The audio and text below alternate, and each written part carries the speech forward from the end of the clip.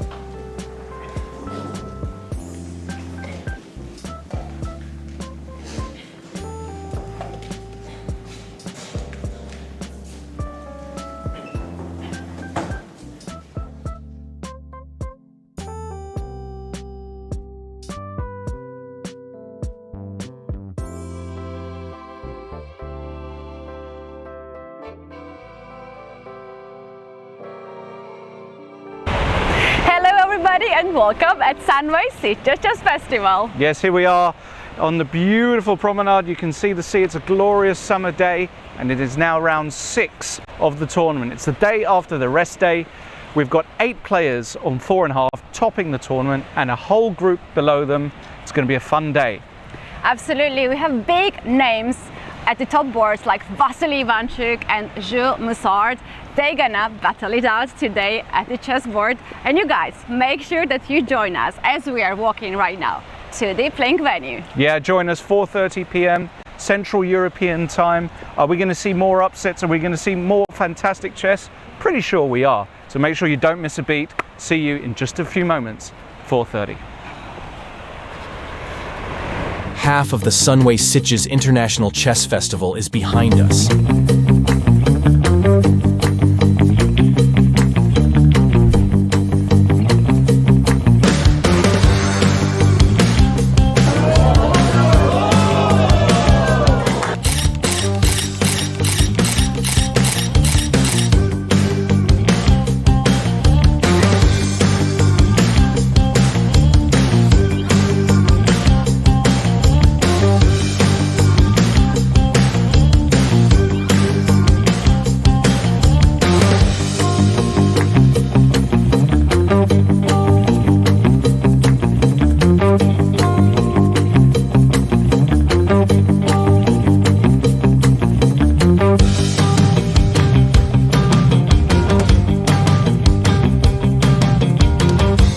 The next great days of the festival are ahead of us.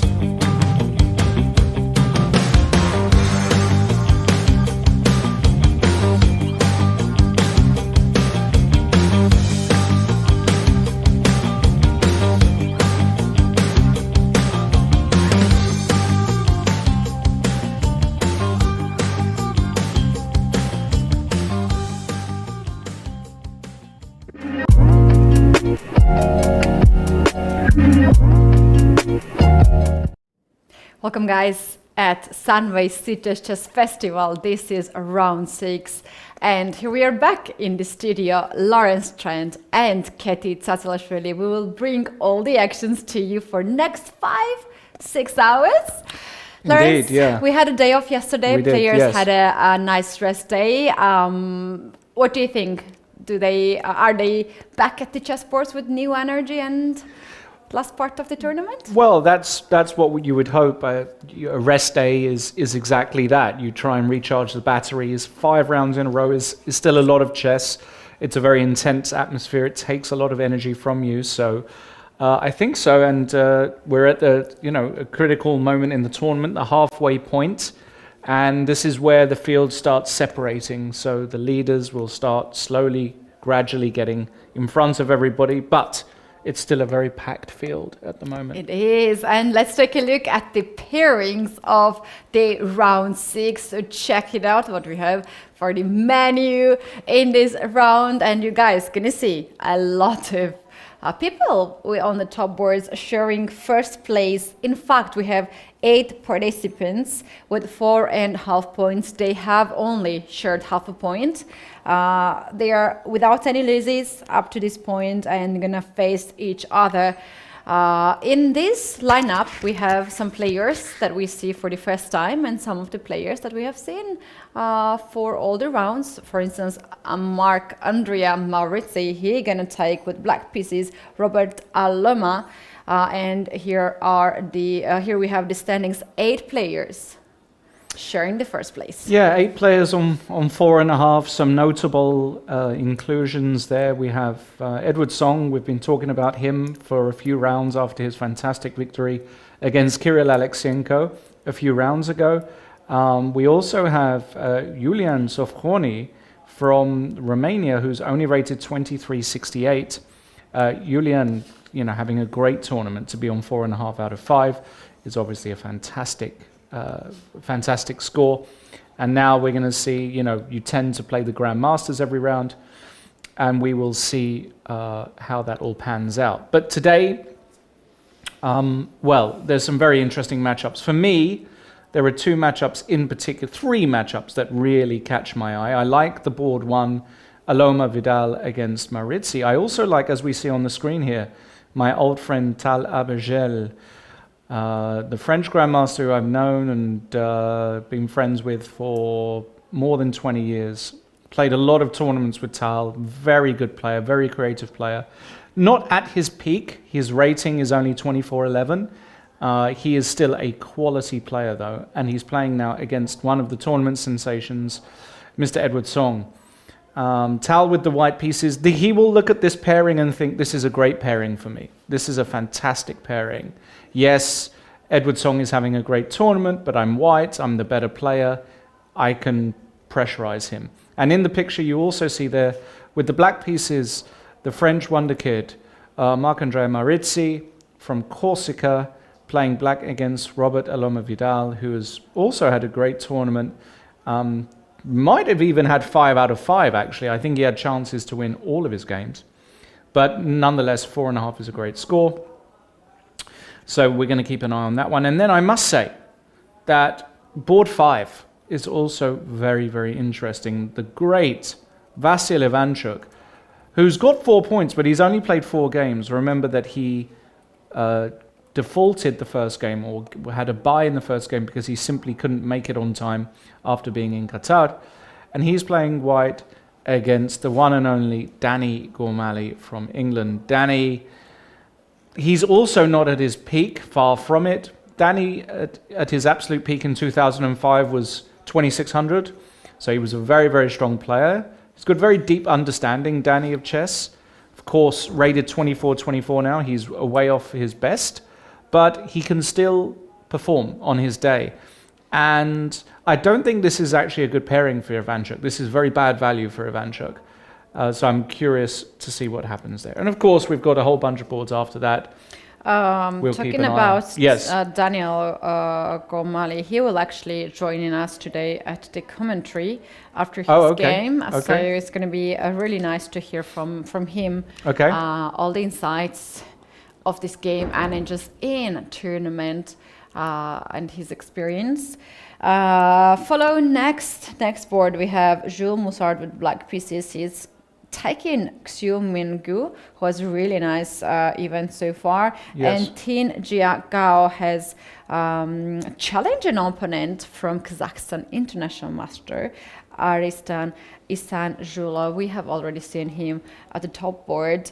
And today will be another day that we're going to be analyzing the games. And you guys, we are streaming at a lot of channels, a YouTube channel of European Chess TV and Sunway Sitges Chess Festival, and also we are on Twitch channel. Make sure that you join us and feel free to comment and share your thoughts, and also you can suggest us some interesting games and we're gonna take a look at that. So yeah, let's start and pull it up the first board on the screen. Yeah, let's start. So we have the game Marc-Andrea Marizzi playing black against Robert Aloma Vidal, and the opening was a quiet opening. It was a G3 fianchetto against the King's Indian. Okay, so far so good. But the first moment, which is very interesting, is this move here by Aloma Vidal, knight c3. The main move here is to play c4, which is a mainline fianchetto against the King's Indian. There are other moves here as well that are quite interesting. b3 has also been played quite a lot. But knight c3, this is a move that is seen from time to time. The idea is that white wants to play e4 very quickly and get actually a transposition to a perk opening, a fianchetto perk.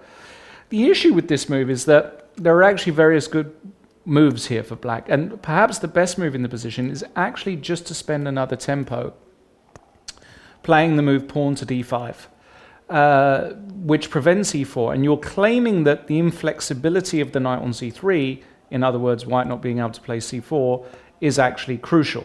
And so if you want to have a very dry game, you would play the move knight c3. Now, it is the case that probably Marc-Andrea is looking at this pairing and saying, I don't want to draw today. So there's a good chance that he keeps things flexible. And doesn't play d5. Yeah, he did not play d5. Instead, he went knight b to d7. He allowed white to play e4.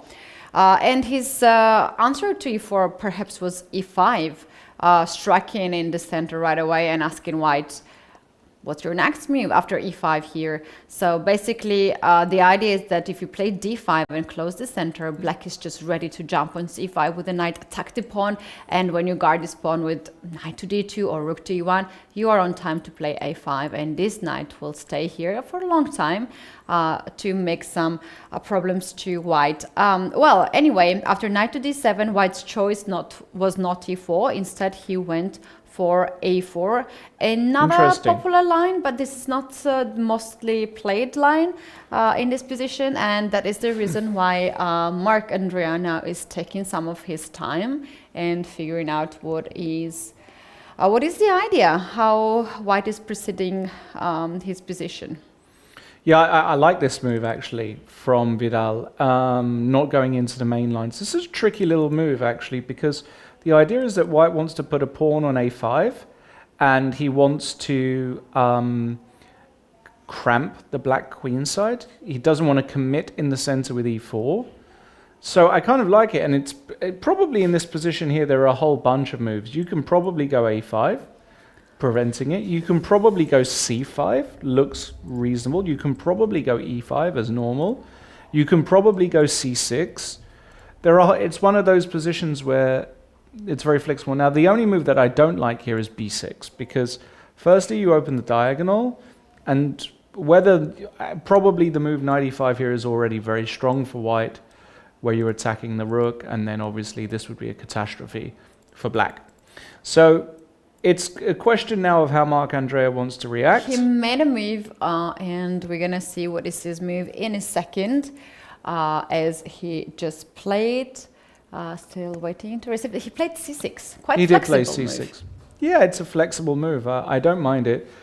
And now the truth is, I kind of expect Vidal to play a5 somehow. I don't know. That's the move that is, to me, screaming out to be played. I don't know if it's theoretical, but you're trying to use this pawn as a cramping mechanism. And there maybe are, of course, there are other moves in this position. Maybe you can go. Yeah, e4 is back to standard lines. But I think if you start with a4 in this move order, you tend to want to then go a5 and just say, how are you developing your pieces here? You're getting a lot of space advantage on the queen side. And you might be threatening a6, opening up this diagonal. Exactly. So it might be the case that black's best move here is actually to go a6. I don't know. Ooh, you don't ask second time to this judgment on this green. He goes a5 without even thinking too much, and he is still on his increment. Look at this, 1 hour and 33 minutes against Marc Andrea, who is having a pretty nice tournament.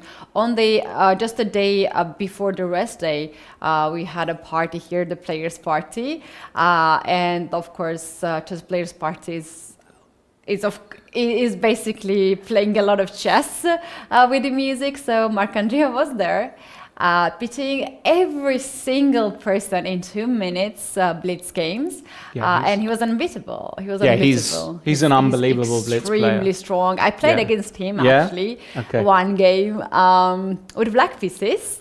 And we had very sharp browser variation, and at some point I sacrificed an exchange, and then it was like really complicated situation, and there were like 3 grandmasters from France talking and discussing some things, and I was like, okay guys, like you cannot talk and play together against one tiny person.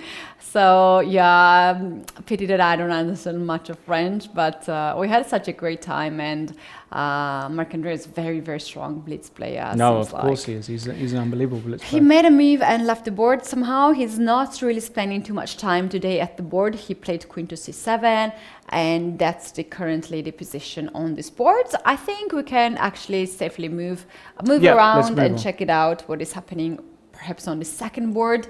Ido Gostein is having really nice tournament, and he's in a good form. He's facing Julian Sofran, and here we have this opening.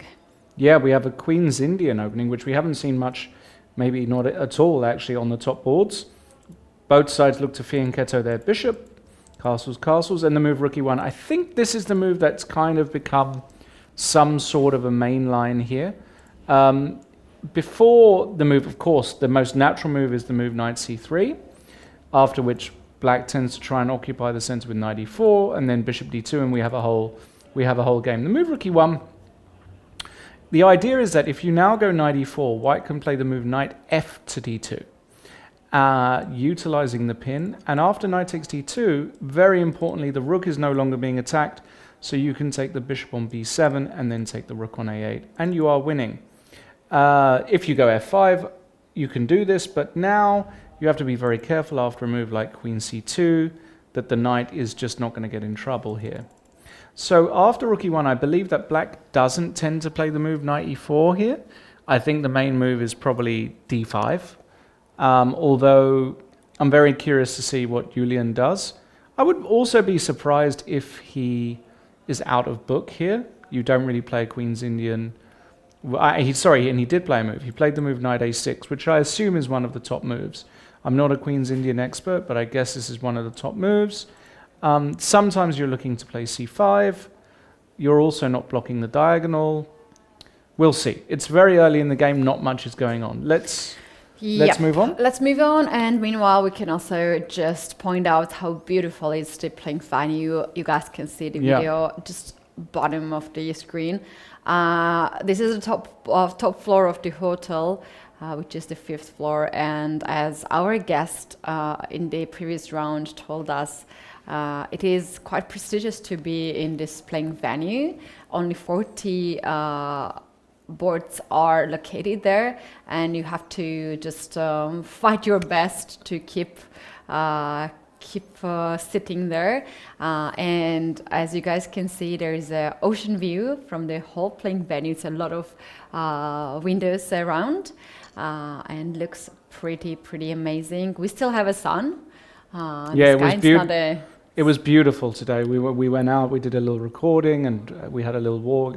It was like summer, and it's middle of December here, so beautiful stuff. Okay, let's go to board 3, and we have the game between Krzysztof Racek and Anvesh, and we have another Spanish. So we've been seeing a lot of Spanishes making a kind of comeback to popularity, to fashion, after what has been years of the Italian game. Just the Italian game being bishop c4 really dominated top-level chess for a long time.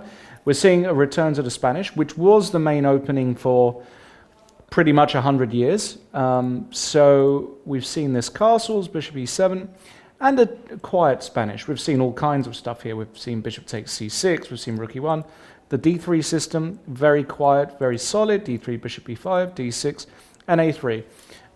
I've played this myself before, various times. The idea of a3 is that black, after playing d6, protects e5 pawn. So the move knight a5 is actually targeting the bishop on b3. So you have to go a3 to give your bishop some room. And this is a perfectly reasonable way to play. Castles and knight c3. The white knight comes out to c3. This is also the main move. Now ideas of bringing the knight to d5 are on tap. And as I say, this position has been played lots of times at top level. Normally, the main line is to go knight a5. The bishop drops back and pawn to c5. After which, white can now play the move b4, knight c6, and knight d5. And there have been hundreds of good players playing this. But there are other lines here. Bishop g4 is a well-known move as well. Totally fine move. So we'll see what happens. We're still in the absolute depths of theory there. Let's move on to board 4. And we have a slow starting game between Tal Abajal and Edward Song. We have, Ketty, another kind of Reti opening, reversed King's Indian. Tal is just playing a position, right? Today, Tal understands that he's playing a younger guy who's well prepared, and he wants to get a playable position with white. That's it. And it doesn't matter if it's very theoretical or not. He just wants a position. He wants to show his positional prowess and his positional superiority. So there's really nothing to discuss here. It's just the beginning. It's just the beginning of this opening, which is quite flexible. You can Yeah. just do whatever. You don't have much of the ambitions to get the +1 here with white, but you slowly develop your pieces. Once my student told me, actually, little one, 6 years old, that she wants to study Reti because it writes with Catty. And she's like, "Can you teach me how to play Reti?"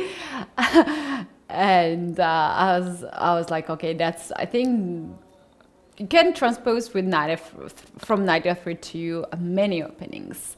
1e4, 1d4, 1c4 is possibility. So let's see how this game continues here. Meanwhile, maybe we can just move forward and go to Vasily Ivanchuk against Daniel Gormali. Yeah, let's That's do going to that. be a really, really nice matchup. Yeah, and we have a Sicilian, and look at this by Danny Gormali. It's a 4-knight Sicilian.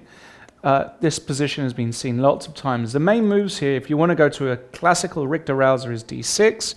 The move e6 is also very possible. Danny decides to play the move g6 here, which is almost never seen. And the reason why this is never seen is because after knight takes knight, if you now go pawn takes knight and e5, the knight actually doesn't have any good squares. It has to go back to g8.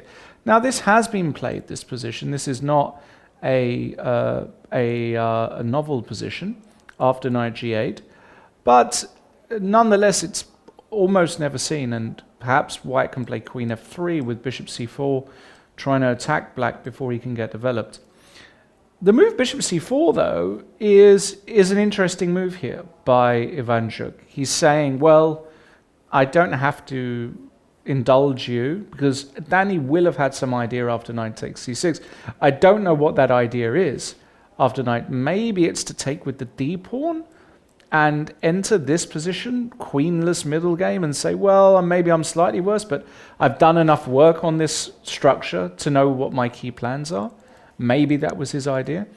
But Ivanchuk says, you know what, I'm not interested. I'm going to go bishop c4, and you can go bishop g7. And once again, after bishop c4, bishop g7, the capture is on. Knight takes c6, b takes c6, and e5. This does exist, and Ivanchuk is trying to work out why this doesn't work. Because on the face of it, this looks like it's very promising, but does black have the incredible idea knight to g4? The point being that after queen takes g4, you haven't blundered a piece because you win the piece back via the move d5, hitting the queen and the bishop. And if the queen decides to, let's say, play queen h4 and win the pawn, white for the moment is pawn up, but black pretty sure is now going to take on e5. White can win another pawn to remain a pawn up, but after bishop d7, this is one of those classic positions where wherever the white queen goes, let's say it goes to even e4 here, I'm pretty sure Gormali would snap this knight off on c3, b takes c3 and castle, and say, well, Mr. Ivanchuk, how are you going to beat me from this position? Yes, you're a pawn up, but the pawns are doubled and we have opposite colored bishops. I'm going to plant my bishop on this long diagonal and it's going to be a draw. That must be Danny's idea. Otherwise, this whole opening wouldn't make any sense. You don't have to go down that exact line. You can go queen to d1 here and offer a queen trade. But once again, my feeling is that after something like bishop f4, bishop e6, that Danny has actually done his homework here. And despite the fact that the black pawns are a bit weak, sometimes there's just not enough material to take advantage of it. Something like castle's queenside check, king c8. And to be honest, I've seen much worse positions for black. The bishop can just sit on d5. If this knight ever comes to c5, you might try and get a pair of rooks off. This pawn is sometimes fragile. Looks okay for black, maybe slightly better for white. So, yeah, just slightly better because of the pawn structure and more active pieces. Yeah. But is that something that you want to play against Ivanchuk? Because we know, everybody knows that Ivanchuk likes to play long, quiet games where he can actually suffer his opponent. He does on one hand, but on the other hand, he's also very, very sharp still. I think Danny just thinks, well, I've got black today, and he might try very hard to win, and I'm going to give him a position to frustrate him. I don't know. It's not the most exciting position in the world yet, but it could do. Now, of course, this is all depending on if white plays knight takes c6. You don't have to play this move, but move orders do mean something. For example, in this position, white can play bishop e3, and if black plays d6 and f3, we're actually in a mainline Yugoslav attack of the dragon variation. But after bishop e3, you can castle, and bishop b3, and we've transposed to an accelerated dragon mainline. So there's all these transpositions. There's even the old move knight g4 here. This was the old move when I was growing up. Queen takes g4, knight takes d4. The queen comes back to d1, and now black can play e5. Black can play knight e6. You can go back to c6 as well. So there's all kinds of lines. So everything depends on what Ivanchuk wants to do. And I believe he took on c6. Is that right?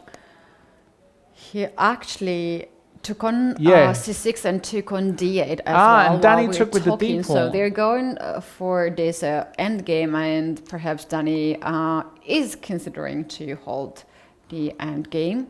Well, the pawn on f7 is hanging right now. Yeah, you can't take that pawn because e6 Yeah. traps the bishop, and king e7 will pick up the bishop next move. So Danny has not blundered a pawn. Not taking that, but it will make sense to develop the bishop, dark square bishop, and long castle here with white. That's one way to play this opening, just to make Something sure like that this. this king on d8 will be bothered. Yeah, castles is kind of standard. I think, you've got various ways of playing this position with black. Knight d7 looks like a pretty standard move. If now I'm not dropping the pawn because I'm just banking on rook f8 working, and the two bishops are being skewered. So that doesn't quite work out. White can castle queenside here, and then I think Danny's idea is actually to put the king back on e8. Ivanchuk made a move, and he decided to first push a4 to get some space advantage on that side of the board. Okay. I don't know if his idea, he might also stop b5 before happening. So black might just wanted to annoy white's center. So that's how we have his move. And I think after knight to d7, if black goes knight to d7 in this position, hoping to complicate the things. But now you can take because there's The no bishop is not hanging on F4 exactly. anymore. So you can't go knight d7 here. It's not completely clear to me. I'm just wondering whether the move bishop e6 is not totally stupid. I know a lot of people watching this will say, what is this move? Because I can take and give you double pawns. But the point is that these double pawns can't really be targeted, but I think it's a stylistic thing. Does Danny want to do that? I doubt Danny will do that. I think it is a move, though. I don't think it's completely ridiculous to play like that. Let's see. It's a kind of quiet game, and I think we should move on and look at some other stuff. We can move forward and check it out very quickly, the next game, but it seems quite... Shurmusa? Quite calm game at the beginning. We have the Nimsa. Oh, wow. Rook e8. That is unusual. In this position here, this is a Nimsa mainline with e3, bishop d3, and now d5, c5, and b6 are the main He plays moves. rook to e8. Rook e8, I'm very curious in the openings database, but this is a very unusual move. Well, the first idea of this move might be just to somewhere prepare e5 and open up the file. But I think the main idea here for black is to free the square for the bishop on f8, Right. in case if black plays a3. And that actually makes a lot of sense, because when you play main lines like this, everybody knows the theory at this point. So you might just need some complications in the opening and some surprises.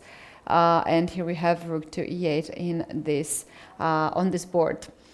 Yeah, I don't think it's going to lead to complications. I think it's just a very interesting move. Black says, well, I don't really want to give up my bishop. So after knight g to e2, black played d5. And after castles, actually, black didn't even wait for the move a3. He just goes bishop f8 immediately. This is a very modern way of treating the Nimzo with e3. And the idea is that you want to go, because black inevitably plays c5, either after taking or playing c5 immediately. And what black is saying is, look, I don't want to play c5 while my bishop is on b4, because you get to go a3. And you have to give up your bishop now. And after takes, you can consolidate your center and have to give up the bishop. And if you don't do that, if you don't play c5, white might also play c5 himself here and try to get this bishop in this way. So bishop f8 makes a lot of sense. We have one more move here played by white, knight to g3. And black just responded with a6. He might planning to take the pawn on c4 and then to play after bishop c4, b5, bishop to b7, and struck in the center with c5 with no problems at all after the openings. No, I love it. I love how Jules has played this. In fact, it's inspired me. The next time I'm playing against somebody who plays the e3 Nimzo, I'm going to play this. You like it? I love it. I like it too. Because, you know, this knight on g3 looks a bit strange. I think it would rather be on f3, to be honest. We're gearing up for this takes b5 and c5, like getting immediate equality. And I've kept my bishop.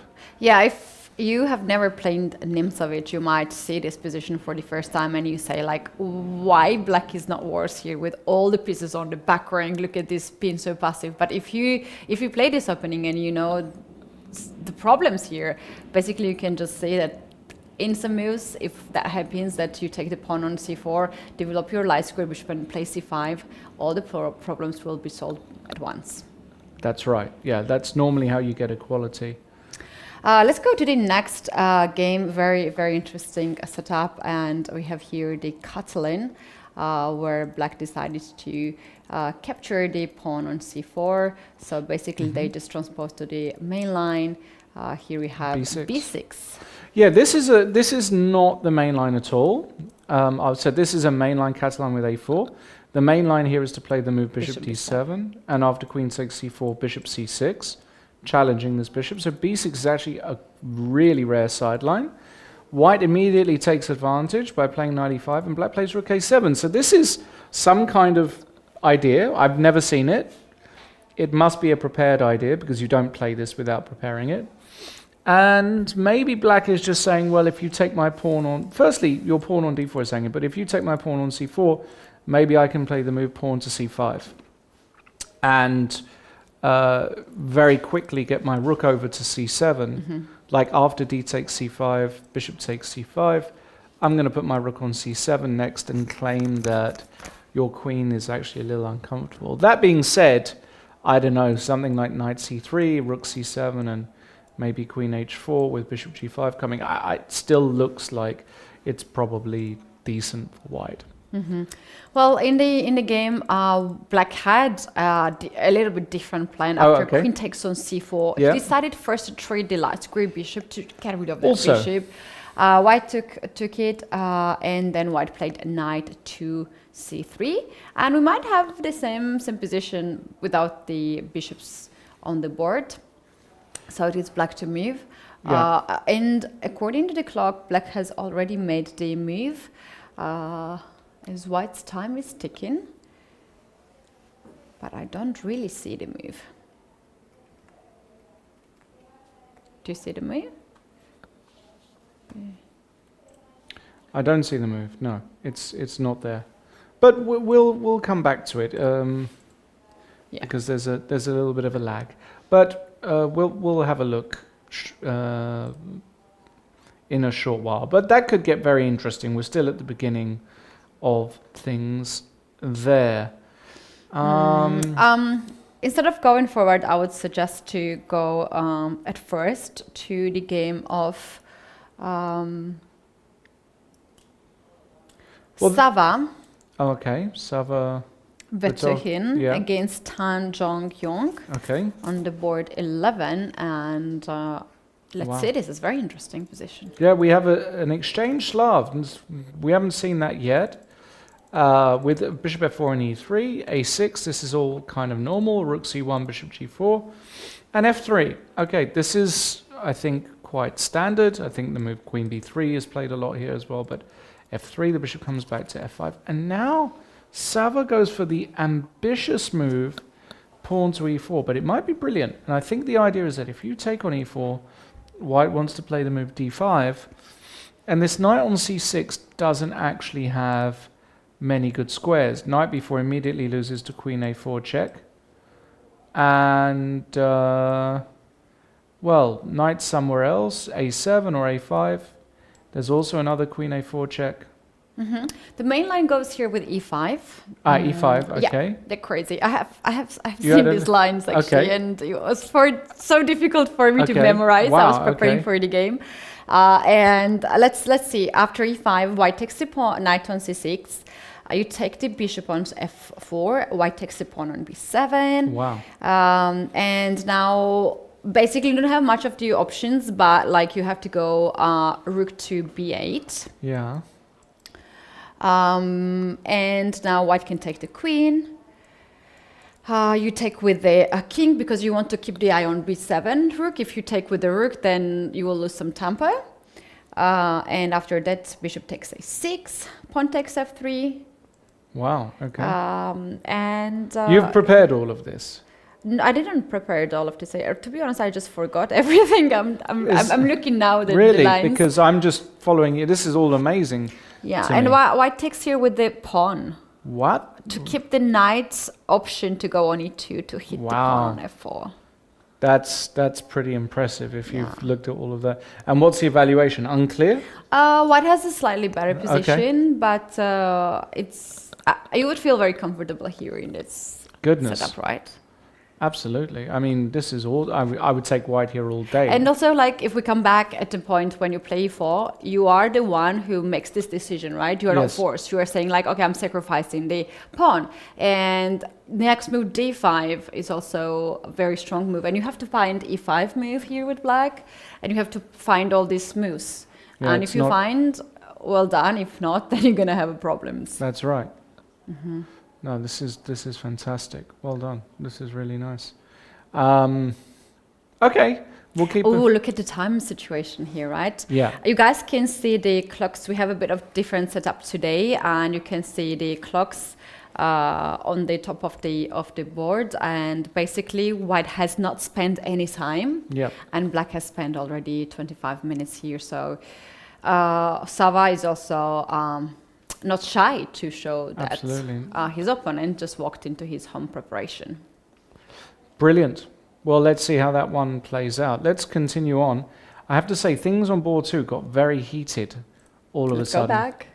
So after here, knight a6, white played the move bishop f4 and c5 by black. This was the idea of putting the knight on a6. And now white replies with the classic move Ooh, d5. that sacrifice. E takes d5. You do lose a pawn, and now the move knight h4. Oh, I love that. Yeah, the idea of this is that you are sacrificing a pawn to gain access to the key square on f5 with the knight. However, it looks as though in this position that black has got a very cool response to actually play the same move, knight h5. And the idea is that I'm actually attacking 2 pieces here. So if you go knight f5, I can take on f4.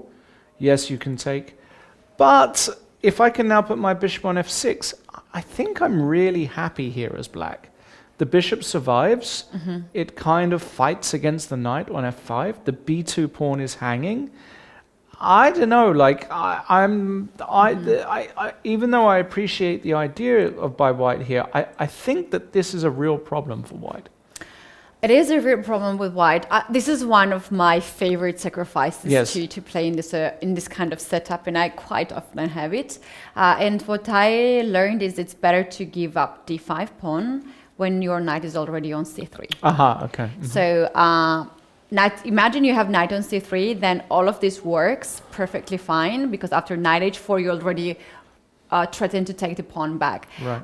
But funny thing is that most of the cases black responds with g6 right away when you play knight h4, not Yes. even thinking too much, just tapping this knight to come on f5. That also happened to this game, and now white has a good chance to gain the advantage right after taking on d5. Pawn Yeah. can already take on d5. Yeah. The threat is d6 here to win a piece. You have to stop that with d6 yourself. And Well, yeah, because knight h5 now, d6 is... yeah, it's a tactic. It's a tactic that wins, right? Yeah, it takes, and now Very importantly, we've got this in-between move. We've both won a piece, but now I'm attacking 3 of your pieces, so you're going to lose a piece. So you have to go Play d6. d6, and in this position, like to think strategically, you have g6 pawn there, but there's no bishop on g7, right? Yes. It's going to take some time to get this bishop there. And also in this kind of position, in this setup, you don't need a bishop on b7. The bishop should be on the c8, h3 diagonal. So when you play this with white, you know that black's bishops are wrongly placed, and you already have some resources here to play next move, like knight c3, e4, threatening e5, bishop h6. So this is quite a comfortable position for white. Yeah, this is actually comfortable. Bishop h6 now, knight c3, whatever it may be. e4, yeah. Yeah, I think, I think he'll go bishop h6 and knight c3. Good chances there for Ido Gorstin to build some sort of advantage. Shall we go back to Vasily Ivanchuk, Daniel Gomali game, because they have quite a fancy move there on the board. After a4 that Vasily played, Daniel here goes with knight to g4, and I kind of like this move. Yeah, the move makes a lot of sense. I think what Danny's trying to do here is he's trying to not necessarily go knight e5 immediately, but I think there's a good chance that Danny tries to play the move bishop to d4 here. And after the move bishop d4, you're actually targeting this very weak pawn on f2. Exactly, like if you take the pawn on f7, right now, there's first of all move like e6, but you have a lot of options. You could play rook to f8, you could play knight to f2, and then rook to f8. So, yeah, basically, this is not going to work for white. Yeah, which is why Danny played knight g4. Now, if the knight gets attacked, which is possible, let's say with a move like, I don't know, pawn to f3, I think Danny can go to e5. I am curious if just trading off this bishop for knight and now playing knight e5 is also possible. I think it probably is. You've given up the 2 bishops, but in exchange, there has been some sort of trade of material. It still looks quite difficult to justify, to be honest. So your follow-up has to be very, very precise. And I just guess the question is, has Danny actually looked at this at home? Because this position is very achievable. We're going to ask him when he comes here in the studio, obviously. Yes. Well, it's a very interesting game. I don't think black has got any serious prospects of challenging white here. But it's interesting nonetheless. I agree with this. What else do we have in this round? Well, something interesting. We have Abagel against Edward Song, and I have to say I really like what Edward Song has done here against Tal. He's managed to get a bishop on a3, trading off this potentially dangerous bishop on the long diagonal, and he's played a5 to go a4, and the position looks really, really pleasant for black. I don't really see this as being a position that Tal is going to be too happy with. So I don't quite know what went wrong. Again, Tal was kind of freestyling in the opening a little bit. You know, some queen c2, queen e7. Maybe here Tal had to go with a3 to prevent bishop a3. But he didn't. He went castles, and now bishop a3 came. Yeah, for me, I think in this position here, you just go a3. Yeah, sure, black can play a5 anyway, but now you can castle, and at least you keep this bishop on the board. But after e5, black has got no problems here. This is just a very comfortable position for black. Exactly, you have no problems. You have more space in the center, and obviously when you have space, you have happy pieces. I would like to show you something really funny. Okay.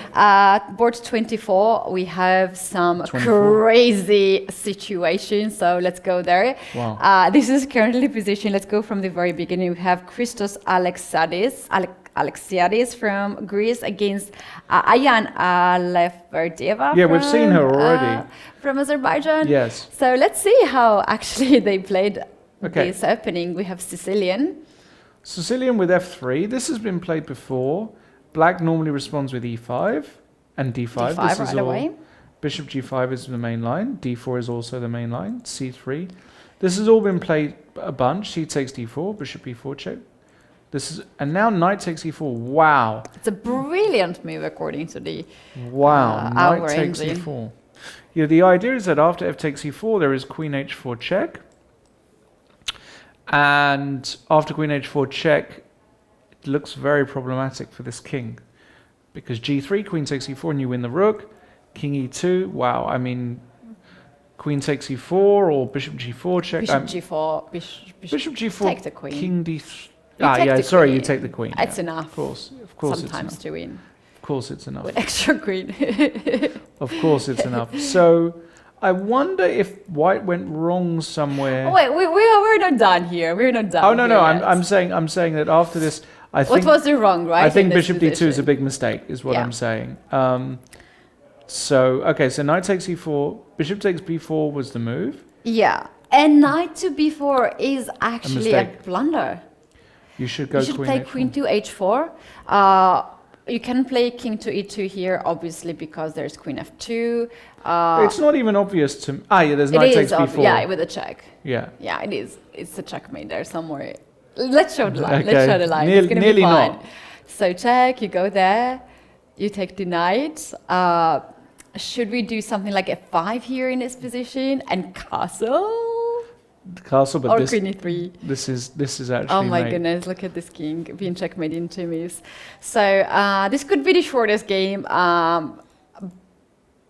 but Yeah, so that that's not before gonna was too, I think she played too fast. This after the check, white had to go g3 in that line. We can show that. okay, sorry, yeah.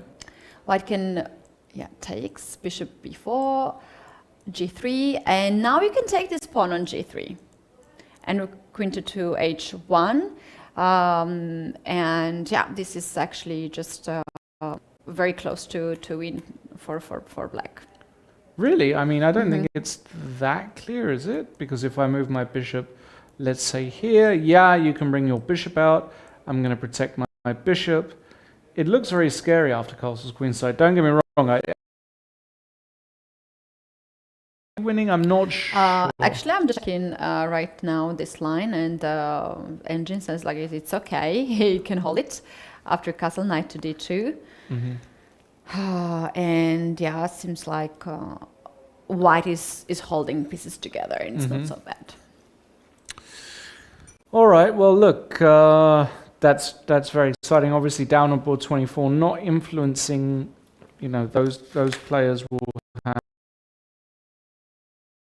But here we are talking about the event when you can get your norms, right? Yeah. So for those players who are still fighting for the norms, it is still, game on. They can Well, still I mean, collect the points. let's look at the norm hunters. We've got Yeah. board 1, Aloma Vidal, IM.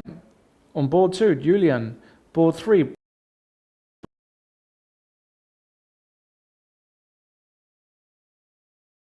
board 7, IM. So, a lot of guys playing in this tournament are saying, well, because you don't get this start. It never opens. It just doesn't happen, right? If you're an IM who's around 2,400, let's say somebody like Aloma Vidal, you don't start big international tournaments with 4.5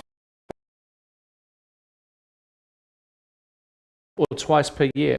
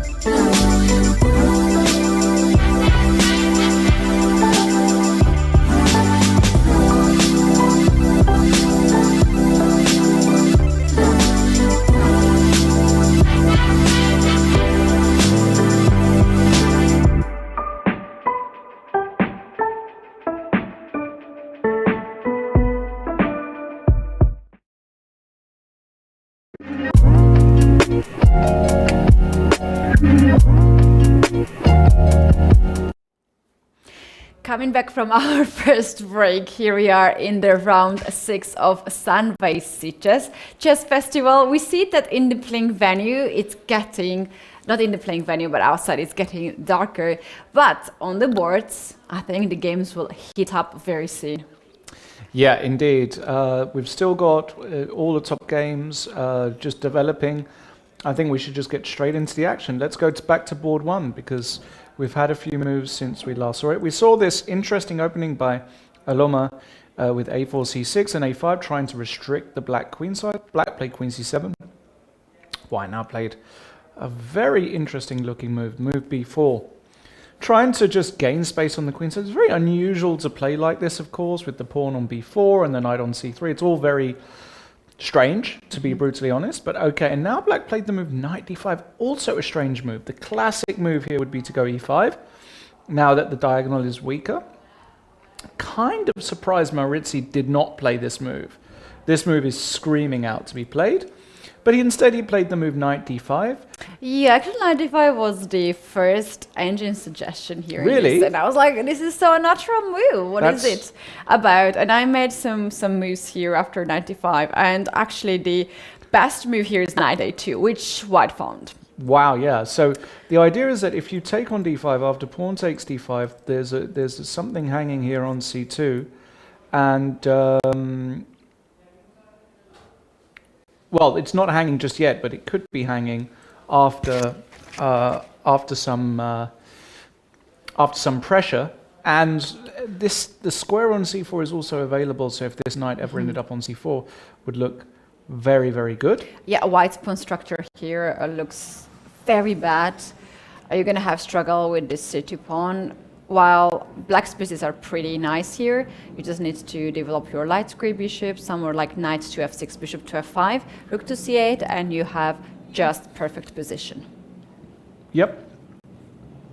So instead, as you said, white found the brilliant move knight to a2, which is very unusual because you're putting the knight on the rim or knight on the side. But as we already know, knights are not always bad on the side if there's a clear objective, and the objective here is that white wants to kick away this knight in the center with c4 or e4, so it makes total sense. Black played e5, white did indeed play c4, the knight came back to f6, and it's over to Aloma, who has got the following position to deal with. Now white has gained a lot of space here on the queen side.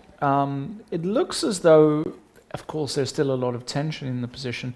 Looks like just a very normal position now, especially if this knight comes back into play. Maybe white can think about this move, but you've got to be a little bit careful that sometimes you don't run into a positional pawn sacrifice like this. Sometimes this can get, you know, very ugly very fast after knight to g4 or rook to e8. White's pawn structure can very easily collapse. Bishop h6 is an additional thing. Yeah, there's all kinds of stuff that can happen randomly. So I think you still got to tread carefully here as white. You still got to play accurately. But I think Aloma in general has got a perfectly reasonable position, especially if he just comes back with the knight. Big fight still to go on that board. Let's go to board 2. And the last time we left it was around here after we had knight h4, g6, he takes d5 and d6. White did indeed play the move bishop h6, which is the move we were saying. Rook to e8 and e4. Love this play from white, gaining space in the center. Knight d7 and knight f3 looks all rather natural. The bishop comes to f6. Now this looks like the most normal move in the position to me. The computer gives this as a mistake, which I find very hard to believe that this move is a mistake here. It's almost impossible to think that this move is a mistake, to be honest. It's so natural. It is attacking move, and yeah, it's basically, I think, just move that you can play very fast. It's a move that you would just play. Now the computer gives us a mistake. The question is why. And maybe we see the answer now, because white plays the move knight b to c2. Now, the computer doesn't quite like that move exactly, but the concept of it does. And I think the idea is that if black takes a pawn on b2, white is not actually interested in moving this rook. Instead, he's going to play the move knight c4, attacking the bishop. And if you take the rook after queen takes rook, you can immediately see that black has got a number of penetrable dark square weaknesses. Exactly, there is a queen g7, checkmate threat, and you have to play something like f6, or if you play queen to f6 to trade the queens, then you're gonna lose the pawn on d6, and then two of black's pieces are hanging, and that's gonna be a very dangerous scenario like for black to play. After rook to e7, there is bishop g5 pin. These pawns will start to roll e5, d6, and yeah, this is a dream position for white. One small detail here: instead of knight to d2, here we can see this red mark. Much better was knight to a3, which is not a very natural move, but this move actually stops b5 from Correct. the side, which is a typical move. And you want to play knight c4, or maybe sometimes you want to play knight to b5 just to get this knight there to stop black's pieces to get on c7 square. So it was just a better version of what white played, but white's knight to d2 is good enough in this position as well. We have just one more move here after knight to d2. Yep. If we can show that, after knight to d2, black played b5, and that's the reason why knight a3 was much better. Okay. So in this position now, you can get knight on c4. Obviously, you don't want to spend some tempo here with rook to b1 or queen to g2. And white goes with a4, immediately challenging black's pawn on b5 and asking some questions. Right? a4 has been played, and now you know what, the pawn on b5 is hanging, and you have to somehow react. If you push pawn b4, you are giving up to c4 square for the knight, thank you very much. But if you take the pawn on a4, now I can take that back, but I can ignore it, play knight c4 first, attack the pawn on d6, and then later on capture on a4, and seems like quite comfortable position for white. Yeah, look at this knight here on c4, beautiful. And after knight b6, you can actually play the move knight f to d2, just reinforcing that knight. The move knight a5 also looks, I love that too, particularly sort of unpleasant for black. How do you protect this bishop? Maybe a move like rook b8 or something like that. I don't know, but it looks particularly unpleasant. So we'll see. Yeah. So this is very nice game. I think we're gonna see quite sharp continuation here from both sides. We can go forward and check it out next board. Here we have also several updates. Yep, we have the move knight c3. Now black in this position playing a move which I don't think is as common, the move h6. It has been played, but it's certainly not the main line. White played h3, bishop e6, and knight e5, all very standard. Black played rook e8. You can't really take that knight, it's very unpleasant. White brought the bishop out to e3, and black brought the bishop back to f8. And it is white's move. So again, no big fireworks here. Now white just has to try and work out what he wants to do. It's not totally obvious what you're supposed to do here as white. I'm not sure I'm a fan of bishop e3. Like in this position here, bishop e3 doesn't feel like a useful move to me. Much more common is to play the move bishop to d2. To stop knight a5. Exactly. You know what? That's a very nice point that you are just mentioning right now, because in the game after bishop to e3, black went for bishop f8, and c4 has been played. In that position, knight went to a5.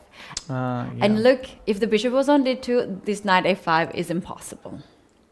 Exactly. So knight a5 is actually quite a big threat in a lot of these lines. And as you said, after c4, knight a5, this is the position we have.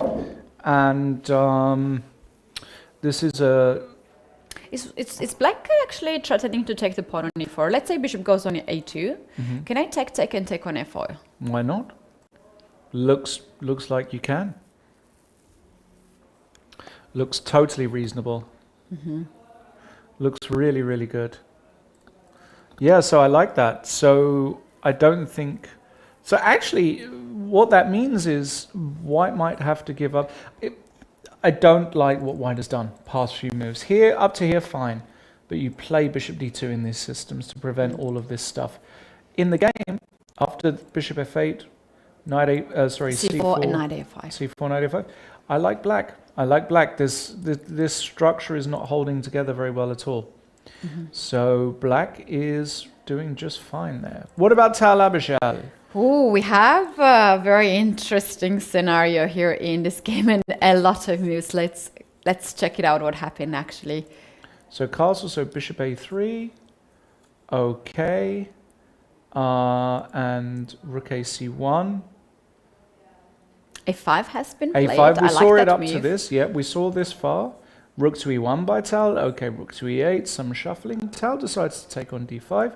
He takes d5 and knight d4. Tal trying to look at this f5 square, kick this bishop away.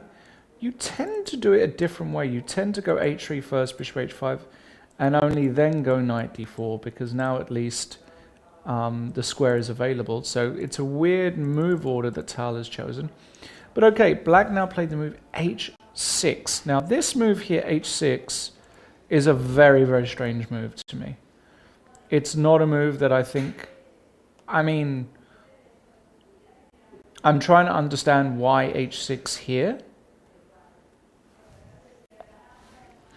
I don't think Edward Song plays this move without reason. So I'm trying to work out what that reason is, but I'm struggling. You're struggling. Yeah, I don't see the reason for h6 here. H6, H3 and bishop H5 happened. Okay. So maybe he just wanted to find an escape square for this bishop on G6 and just to have some space there. Yeah, it's quite a mysterious move to me too. Yeah, and now the move knight f5 is kind of screaming to be played. And then the point is that the queen is protecting the bishop, so the queen might have to go back to f8. And now in this position here, I guess Tal would bring his other knight over to the king's side and say, well, I've still got a position. And, yeah.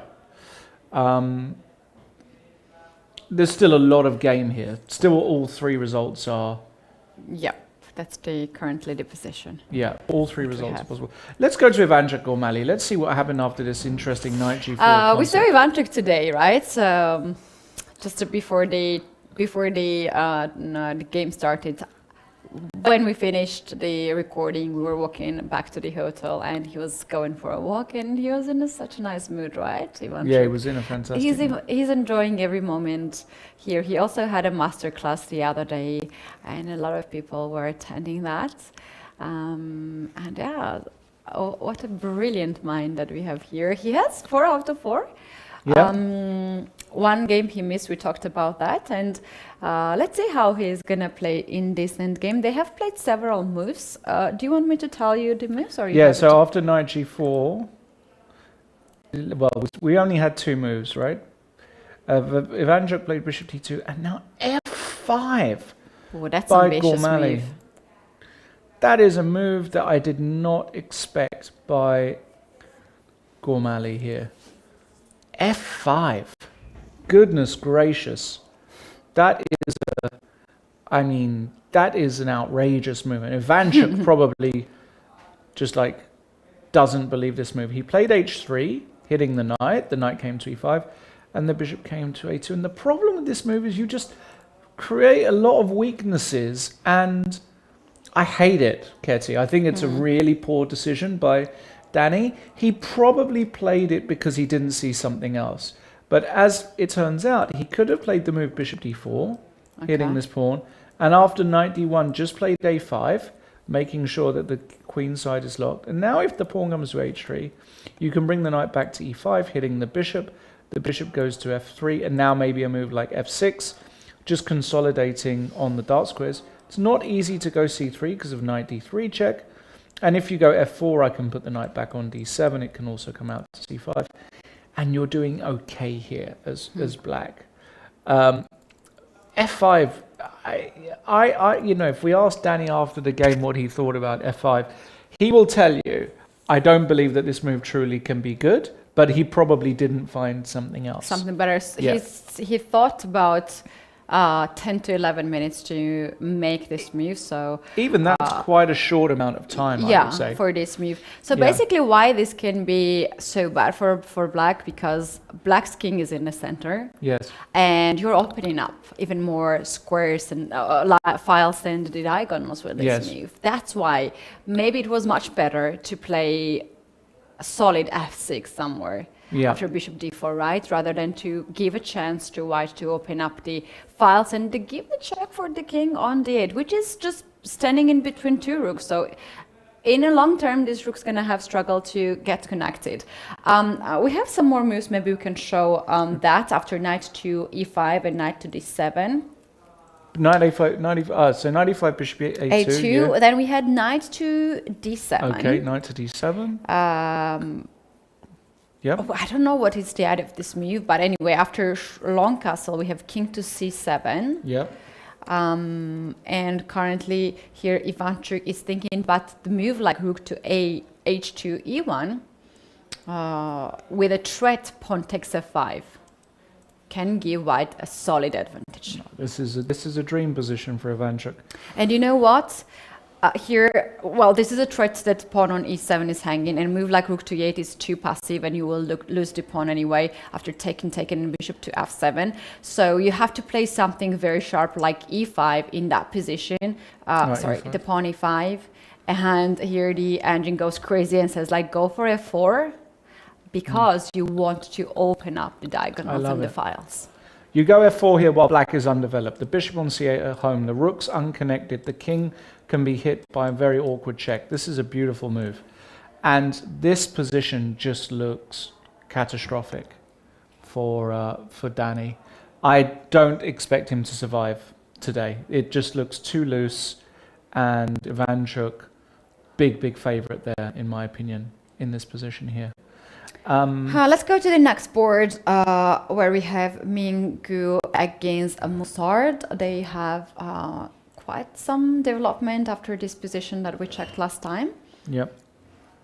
We had knight to g3 and a6. White went e4.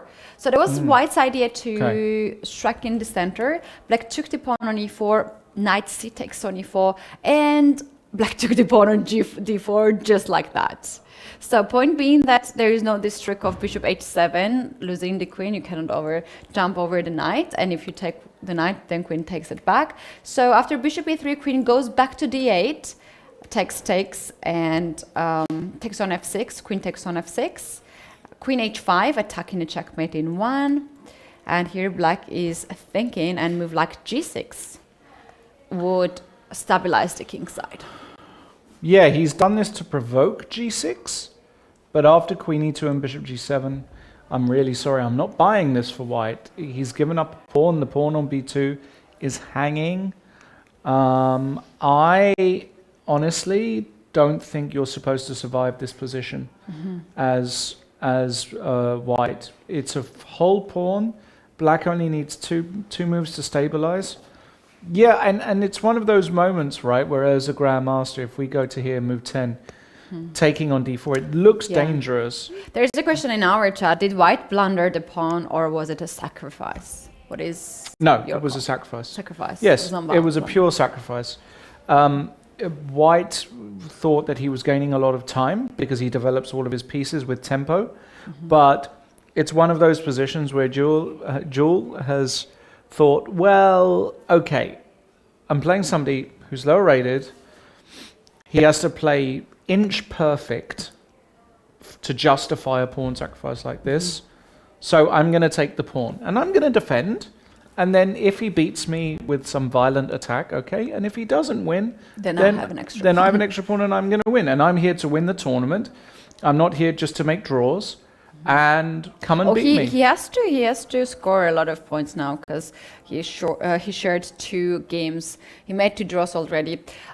In the current position, if we just go there is after g6, there is a suggestion here. g6 is not on the board yet. Yes. So there is a suggestion here by the engine to spice up the things with knight to e4. Wow. So basically, if you take here, you're gonna lose the rook on e8. So queen is under attack, and you just take another pawn on b2. Why not? Just like that. Queen is hanging. Queen has to go back now. And after this move, black can start to chase queen with bishop to e7. So let me just quickly show the line here that black can be sure that there's nothing with queen to g7. Yeah, I love that queen to g7 move. The queen just nicely yeah. protects absolutely everything. Yeah, so basically you're just trading the dark square bishop. You don't necessarily need to get this bishop on g7 because then your queen stands too far from the king side, right? Exactly. So you're getting rid of this bishop. You're trading the piece, which is very good when you have extra material, and you are replacing your bishop with a queen, so your king is much safer here. And let's say after knight to e4, you just play the calm move like knight to d7 to control this one, and slowly you can play then f6, e5, and start to develop your rest of the pieces, and you have extra 2 pawns. Yeah, this is a position that you just don't really win as white against a much stronger player, and you don't have enough firepower here. You can just feel it intuitively. The queen does an amazing job covering some key dark squares, protecting the king. You just don't really win these positions. So I've got a very good, I'm very optimistic for Jules' chances today, and I think that he's actually going to win. So I think that's so.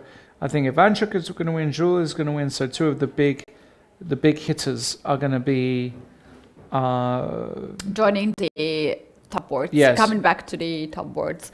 We can go forward at this point and check out the next board where we have Grandmaster Jing Gao against Ariston, International Master, and here we have this endgame. They actually traded the queens. Remember this rook yes, lived here on the 7th rank. What is your call? Who stands here better?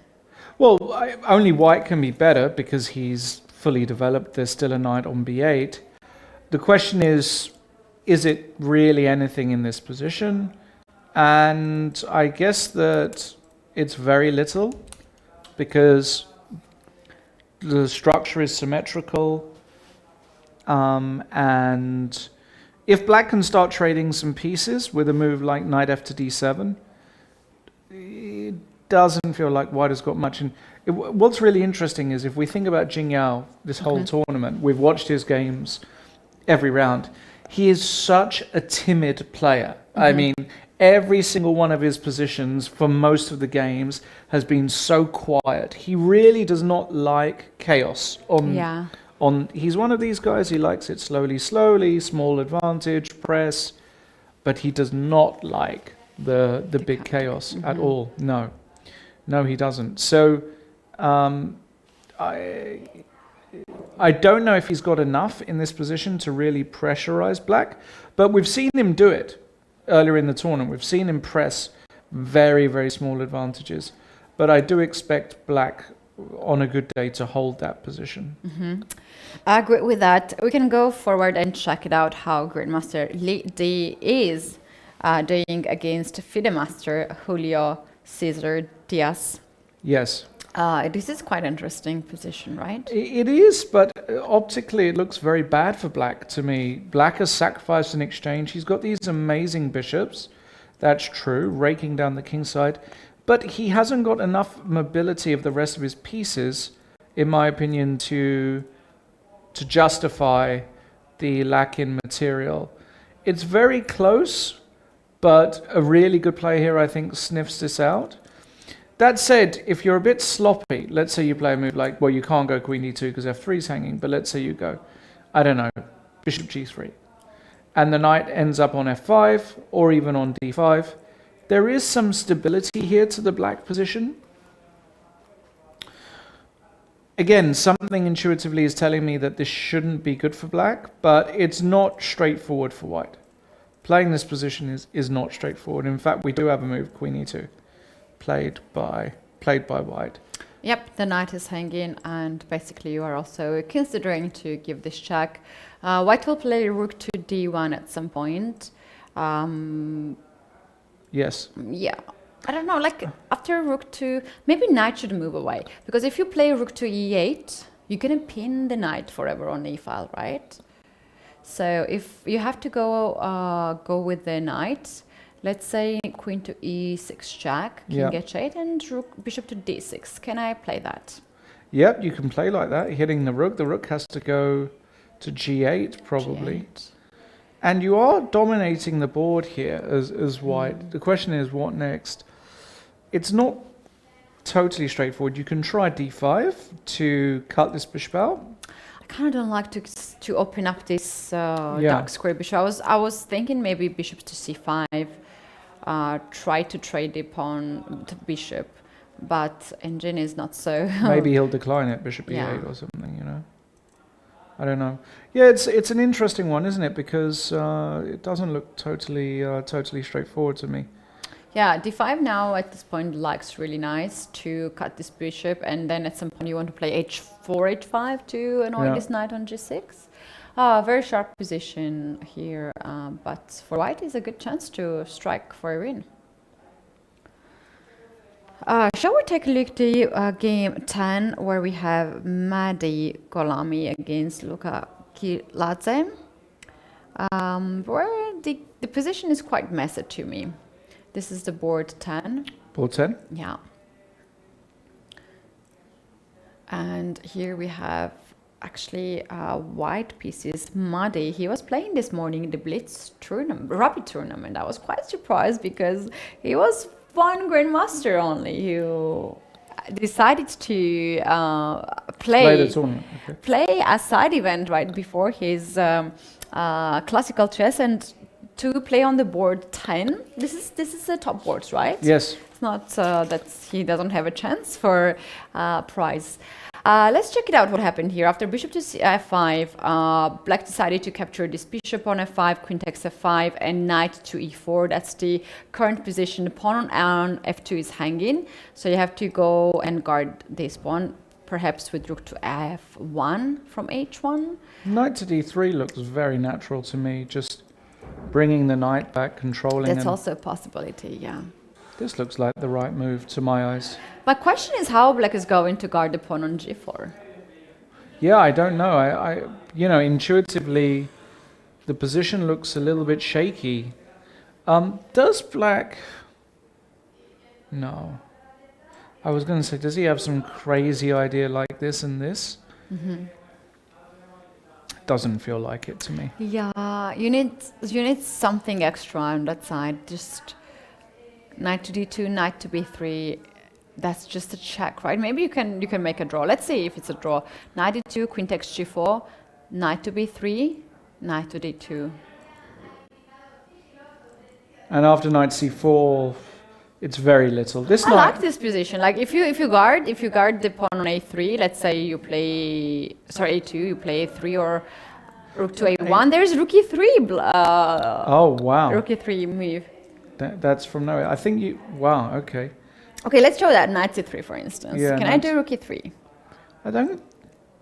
No. Yes, it looks like you can. Because if b3, you have knight a3 check. Mm-hmm. Huh. It's a funny position. Yeah, it works. I mean, it's not the end of the world. I can probably go rook e1 or something, but it kind of works somehow. Kind of works. Interesting. I still think that white is better somehow, but it's going to take some work. Let's go back to this game on board 11 because we had a very interesting game with exactly kind of what you were saying before, Ketty, with the early queen trade though. Mm-hmm. So the line that you described before, but with the queen trade, okay, the bishop came to d7, knight g to e2, takes, very similar structure. Bishop c6 and knight to d4. And I think this is black has misplayed this because now if you take on b7, there's a very nasty check on b5. Very nasty. You force king e7, which is not the move that black wants to play. Maybe now you can even castle here as white and put the rook on e1. Looks very, very dangerous. This king is in no man's land. There's a check here also. It stops bishop to get into the game, and the question is how black is dealing after this check. I love their king to f2 move and to bring the rook on e1 next move. King f2 is also good. Yeah, looks very dangerous. I think Sava has got a really, really good chance today after knight e4. This is the position on the board. Looks very, very nasty for black for Junying Tan. So I don't expect Junying Tan to do much here. I expect this to be 1-0. Pretty straightforward. Okay, we have done that. Now let's go back to board 2 because we do have some developments there. After the move knight bd2, b5, a4, black played knight c7, allowing the trade on b5 and this knight to come to its magic square on c4. This position looks, honestly speaking, about as bad as it gets from a Benoni structure. The knight can come to a5. d6 is relatively weak. You have ways to recycle via d2. I simply do not see how this is going to hold. I simply do not see it. It looks very bad. And the player playing black here, I think, is simply, you know, he probably understands that it's gone wrong. He might not know exactly where it's gone wrong because he hasn't actually played any really silly looking moves, but it has gone wrong nonetheless. And I think that white is just like, if you gave Gorshtein this position before the game on move 18, he would be over the moon. I think Gorshtein is over the moon here. Okay, so he played knight b6, and now white has got two choices. You can either go knight fd2 to protect the knight, or you can play knight a5, which looks very tempting to hit this bishop. And after rook to b8, the question is, how do you then protect the b2 pawn? Some queen move, queen d2 is like the most natural move in the world. There's no knight c4, importantly. Sure, the bishop can go back to a8. Now a move like h4 is absolutely classic in this position here. Love that. Yeah, just to gain some space, think about the g5 square. And look, this bishop is hitting a total brick wall on d5. This is not a position that you enjoy here as black. This is miserable. So massive position on board 2 for Ido Gorshtein. Let's go back to board 1. We've had some developments there. We did see the move bishop b2. I mentioned this move before, and after e4, knight to g5. I was saying that probably Aloma was worried about knight fd2, e3, so he played knight g5. But now, just consolidated in the center, Marc-Andrea with d5, takes, and the knight came back to c3. Okay, and this is the position as it stands. Oh, we do have actually rook to d8 and rook to c1. This is currently the position, and black is thinking in this one. As the threat is knight to d5 or knight to e4, the queen has to leave the c file. But the question is where the queen goes, because if you go queen to d6, then I have knight b5, knight c7 move. If you go queen to b8, you don't stop me playing knight b5 anyway. I can still do that. You have to go passive knight e8. Oh, not here. Oh no, not here, right? After queen b8, knight b5, knight e8, yes? Yeah, here in this position. And just claim that you are fine. You can play a6, next move, and get the pieces back to life. Looks quite nice position to me for white. For white, it does, space right? advantage. Oh, he goes queen to b8 actually. He does. Yeah, we could get that position after knight b5, but I tell you something. This is dangerous for black. This, I think after knight b5, actually what he's going to do is he's going to kick this knight first with h6. I think it's important to play that move. Force this knight back. Now you can play knight e8, guarding everything. The problem with knight e8 immediately is that white has got a wicked tactic in this position. He can play the move bishop takes e4. Ooh. And the point is that after pawn takes bishop, you play queen b3. And there's no good way of preventing queen takes f7. Sure, you can bring your knight out, but now I just take it. And after takes, probably here I just play knight takes f7. And of course, I'm going to show what happens after queen a6, because we can go knight h6 double check. and the absolutely classical Love that. smothered mate, my favorite checkmate in the whole of chess. Look at that. Beautiful. One Have you night. ever had that? Oh, from yeah. her? Many times. Yeah, loads of times. Lovely. Loads of times. And I think what's nice about smothered mate is often your opponent lets you do it when you get there. That is so nice, right? Good Yeah. feeling. I do love, my favorite one is the Greek gift. The Greek the gift, bishop's yeah. sacred. I love that. Yeah, no, that's also Really, I very never had it in my life, but No? I really love it. No one allows me to have Nobody that. lets you play it. Oh my No. goodness. Sad. But I allowed once my opponent, and she did not play, so yeah, Okay. happens. Well- Okay. White is thinking in that position after quinto b8. Yeah. No, this Have is you noticed that Mark Andrea is actually not spending any time on the board? The moment he makes the move, he leaves the board. that's true. Yeah, I have not mean, noticed this earlier in the Yeah. other rounds, but today in the other rounds he's always sitting there and he looks at the other boards and observing the other games. But now look at this, he's separated that on this board, on the first board. He has no other board next to him, and he likes to leave the board.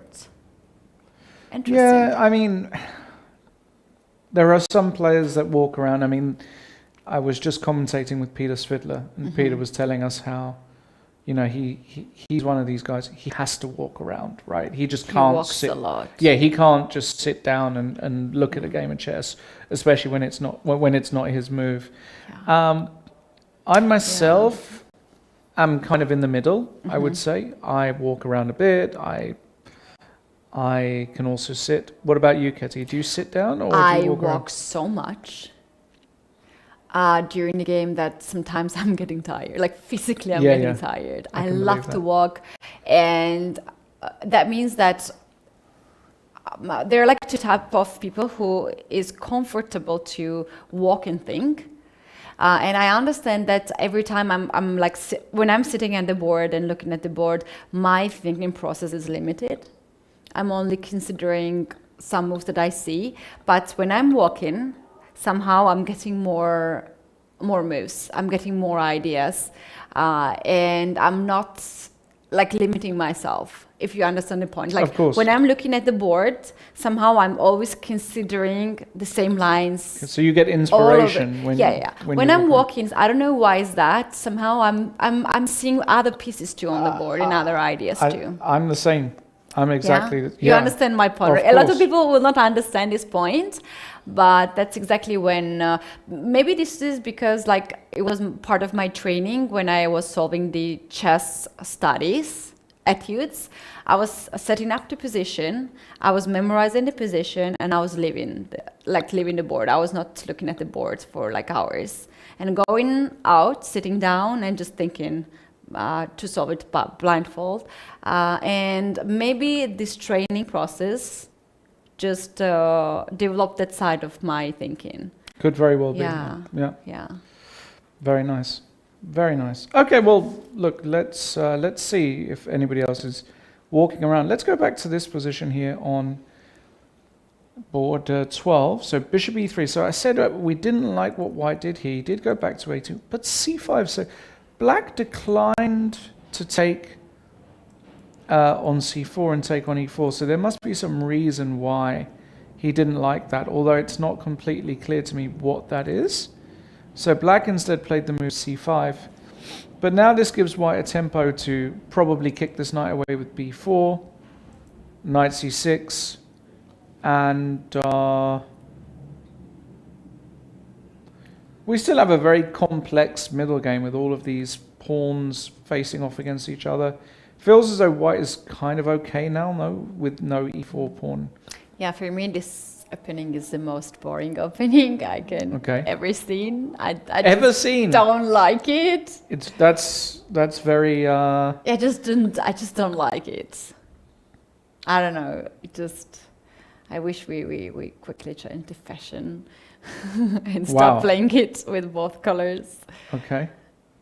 Yeah. Interesting. Okay, well. It was very, very modern when I started to play chess, like when I was very little.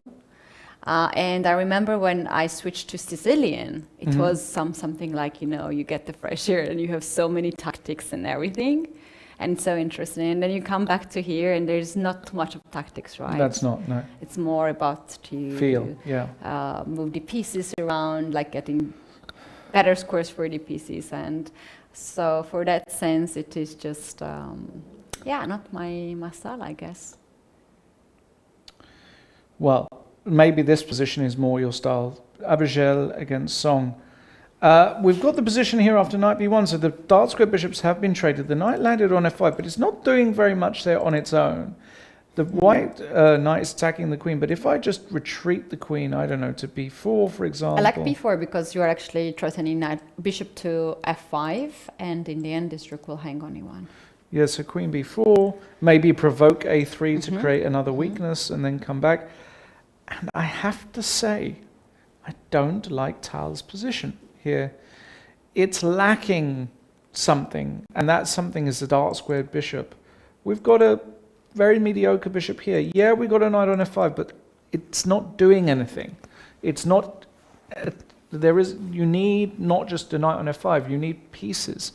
Exactly, and also what is white's plan here? It's not so clear for me what is next white's moves. Well, exactly. Is it like g4 on the, like what you know. really do on the king side? Well, You I can't think do much on the queen side. Maybe to push b4 somewhere. no, I don't think so. Queen d2 before to create this weakness, as in Hotspot structure. Yeah, I see what you're trying to do, Yeah. but it's slow, right? It's really slow. In the meantime, I can do all kind. I can play knights, some knight c5s, attacking e4. I can do a lot of stuff.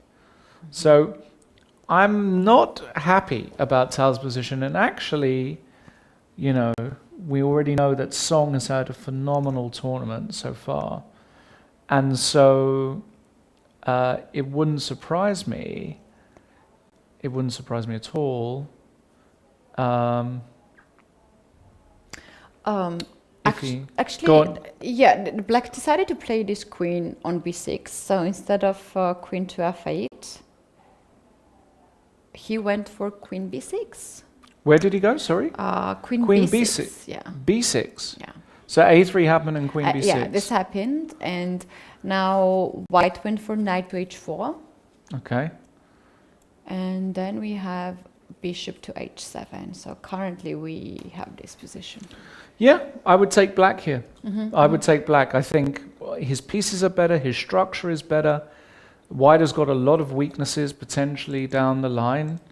Black is very solid. Black is connected on the back rank. Why should black not just be slightly better? Now, is it the end of the world for white? No, of course it's not. But black has got the better side of equality here. And I think that Tal won't be happy.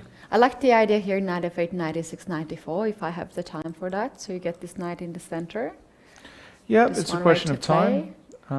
It's a question of time. You have all kinds of ideas as black. There's lots of ways to play this position. But you can also take the pawn on e4, right? Just take on pawn on e4, then to play knight e5, rook to d8.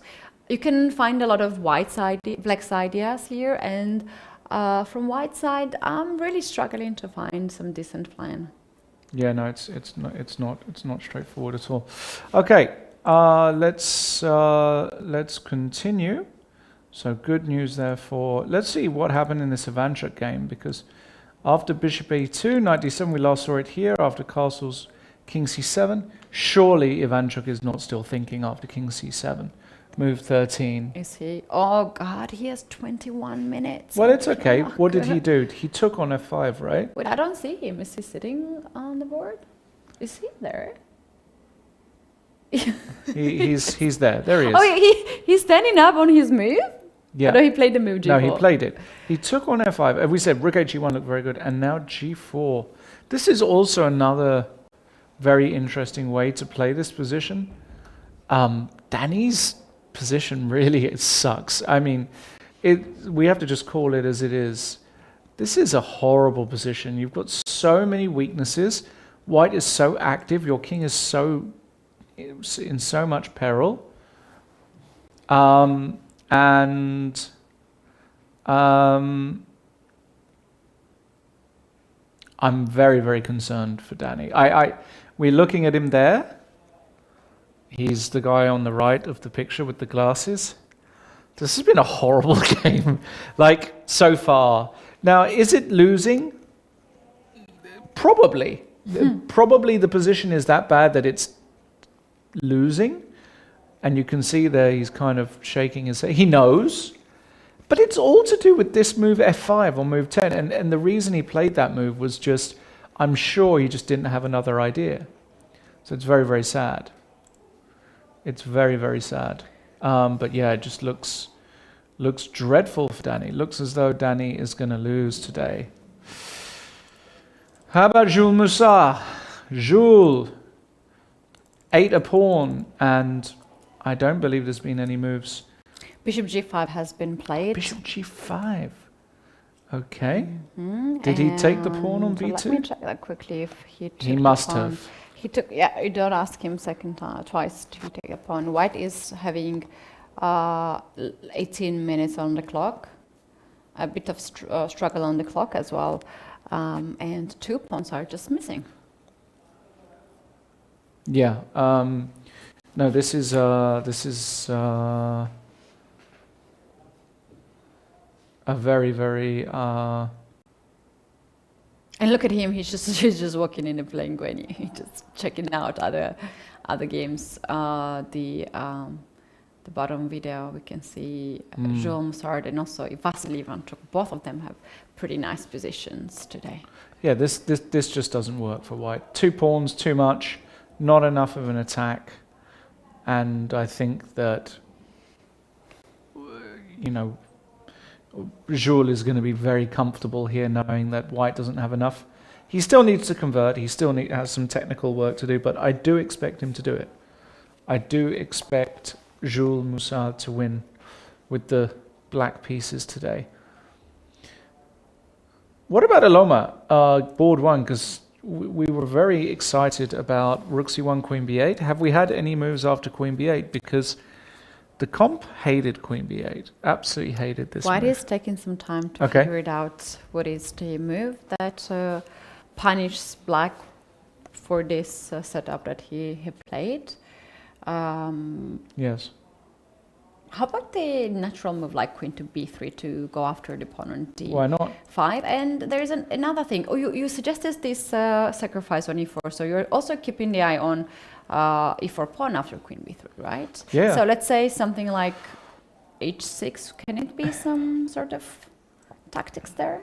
You can take on f7. Absolutely, you can.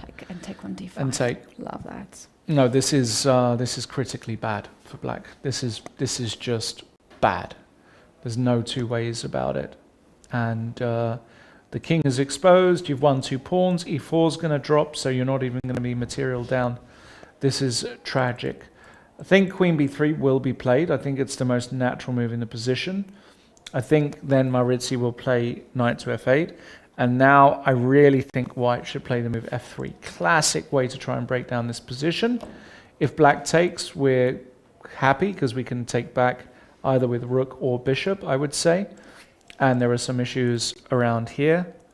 And if he goes e3, which is the other way you see in the King's Indian of facing this move, white can now play the move f4.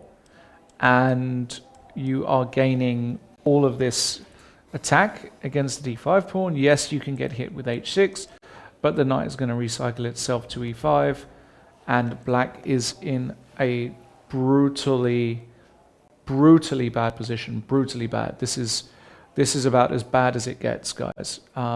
This is, the computer already says that this position is winning for white. Now, do I expect Marc-Andrea to lose today? No. Even in this position, I expect him to somehow survive. But I tell you something. If Aloma is really switched on today, if he is really, really locked in, he should win this position. He should win this position. It's already at a critical point, in my opinion, after rook c1, queen b8, and now either queen b3 or f3, I think is close to a winning advantage. He's spending a lot of time here, down to 28 minutes. Yes. We have seen some situations and some matches where one side had huge advantage, almost winning, Yes. but giving it up because of no time on the clock. So he has to balance the time situation as well as this is the move for. Can we check which move is that? Yeah, 16. And they have to play 24 more moves Yes. in 28 minutes for Alama. So he has to find now the one of these moves, which is quite nice, and then speed up a little bit because time can be a huge issue. Yes. I think that time will play a factor, absolutely, in this one. Yeah, sorry Yes. to interrupt, but I think we have very quick development on the board of Sava Vetohin against Yun Tan, Okay. and we might want to Why go don't there you, before. this is your one, Ketty. This is Your, your, my personal home game. preparation. Let's go. So we have seen this position, King to E7 and King to F2 has been played. Knight H5. I don't know what is the idea of this move. Actually, maybe he wanted to free the square for the king on F6. But here we have this bishop to C6 and after hold. Yeah, after F6 that black played, white decided to give this check on C6, and this is completely winning Yes. for white. So F6 here is a blunder. Yes. Black wanted to try to escape Yes. the king here, but look at this: take here, and knight to. Is this on the board? Yeah, knight to C6. You cannot go to king here and here. Sorry, on F7 or E6 because you are losing the rook, full rook. So you have to And go if you to go E8. here, first I'm gonna give you a check Yeah.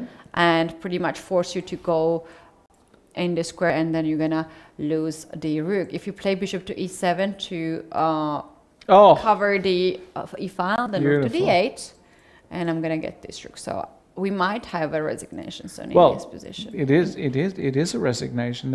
There are no moves available Mm-hmm. in the position you showed, and if that's already on the board, it's time to say goodbye. Time to say goodbye. Yeah, this game went really crazy for black, and it all started from here, right? Looked pretty standard, and then we had this situation with d4, and from this on, white was so well prepared in this line, made all the strong moves, and yeah, seems like bishop to d7 was a bit inaccuracy. You had to take the pawn on f3, but anyway, this was the game, and here we had also, yeah, I think at this point it is very difficult to survive. With Yeah, black. almost impossible, I would say. King to f2, rook to e1 was the idea here. I like this move, bishop c6. It's very tricky move, getting rid of the bishop. So white wanted to get this knight here, and only piece that controls the square is the bishop. So here f6 was a blunder, and bishop b7 is on the board. Look at the time situation. White has 1 minute and black has 24 minutes. And in the game, what we have? I can see in the game that white has one apiece. Don't really expect black to play on. Oh, they went to this line, yeah. Knight here. Yeah. And this is currently the game. Yeah, and And rook takes. rook No, he took on e7 first. first. He took with the rook. Yeah, he played. He didn't want some bishop c5 checks. Doesn't really matter. Or yes, this one. Yeah, so he took here and then took just. Took here an extra piece. Oh yeah, Yeah, that's and- pretty clear. Let's take a look what happens if he just takes here and playing with extra rook. Yeah, there's some bishop c5 check, king f1, and then rook takes b2. Now it's still winning because you can go rook e2. It doesn't To an really knight matter. E2, yeah, Doesn't really matter. yeah, But he wanted to make his life as easy as possible, so he gave an extra exchange, because now he doesn't even have to think. There's no threats to his king. H7 is hanging as well with the tempo, and then you just run the B and A pawns. No, you don't continue here as black. You have to resign at. I think this game has just Oh, ended. that's it. Yeah, Yeah, there it is. that's No, the well video. done by Sava Vitohin. Yeah. And in this tournament, this is a name that we are mentioning quite often. Yeah, he's a good little young player. He's obviously a grandmaster. He's now on 15 years old. 15 years old. He's on 5 out of 6. It's a good score. It's right up there in the mix. If you're on 5 out of 6 in a 10-round tournament, you're going to be doing just fine. So nice win for him. And tomorrow he'll be, I think for the first time, Sava tomorrow will actually have somebody who might be higher rated than him. Actually, he's got the sort of rating where he might just be in the bottom half of the draw and have to face somebody on the top half. But let's see. It's not totally clear to me. He might just get one more round where he's the rating favorite. Okay. We do have the move on the first board, and white went for knight to b5. This is not the strongest move he here. did go we knight were b5. mentioning about queen to b3 and f3. So this one allows black to play first h6 to kick this knight out. So black has to recognize this tactic here. We say queen b3, right? Yep. So black has to recognize this one and make the move h6 to kick this knight out, and then to play knight to e8. And after knight to f4 to attack this pawn on d5. Then we do have knight f6 from here. And slowly black will just develop the pieces, right? You can just play bishop also on g4, on d7, and slowly you can just breathe here in this position.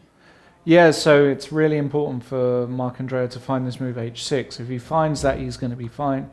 If not, he's going to be in some trouble. Yep, I think the players will take some time here to make the decisions, and the moves we're gonna get slowly the moves. So it's time to take our second break, and by the time we're back, we're gonna have some serious updates on the top boards. You guys don't go anywhere because we will be back in 10 minutes. And this is the round 6 at Sunway Sitges Chess Festival. See you soon.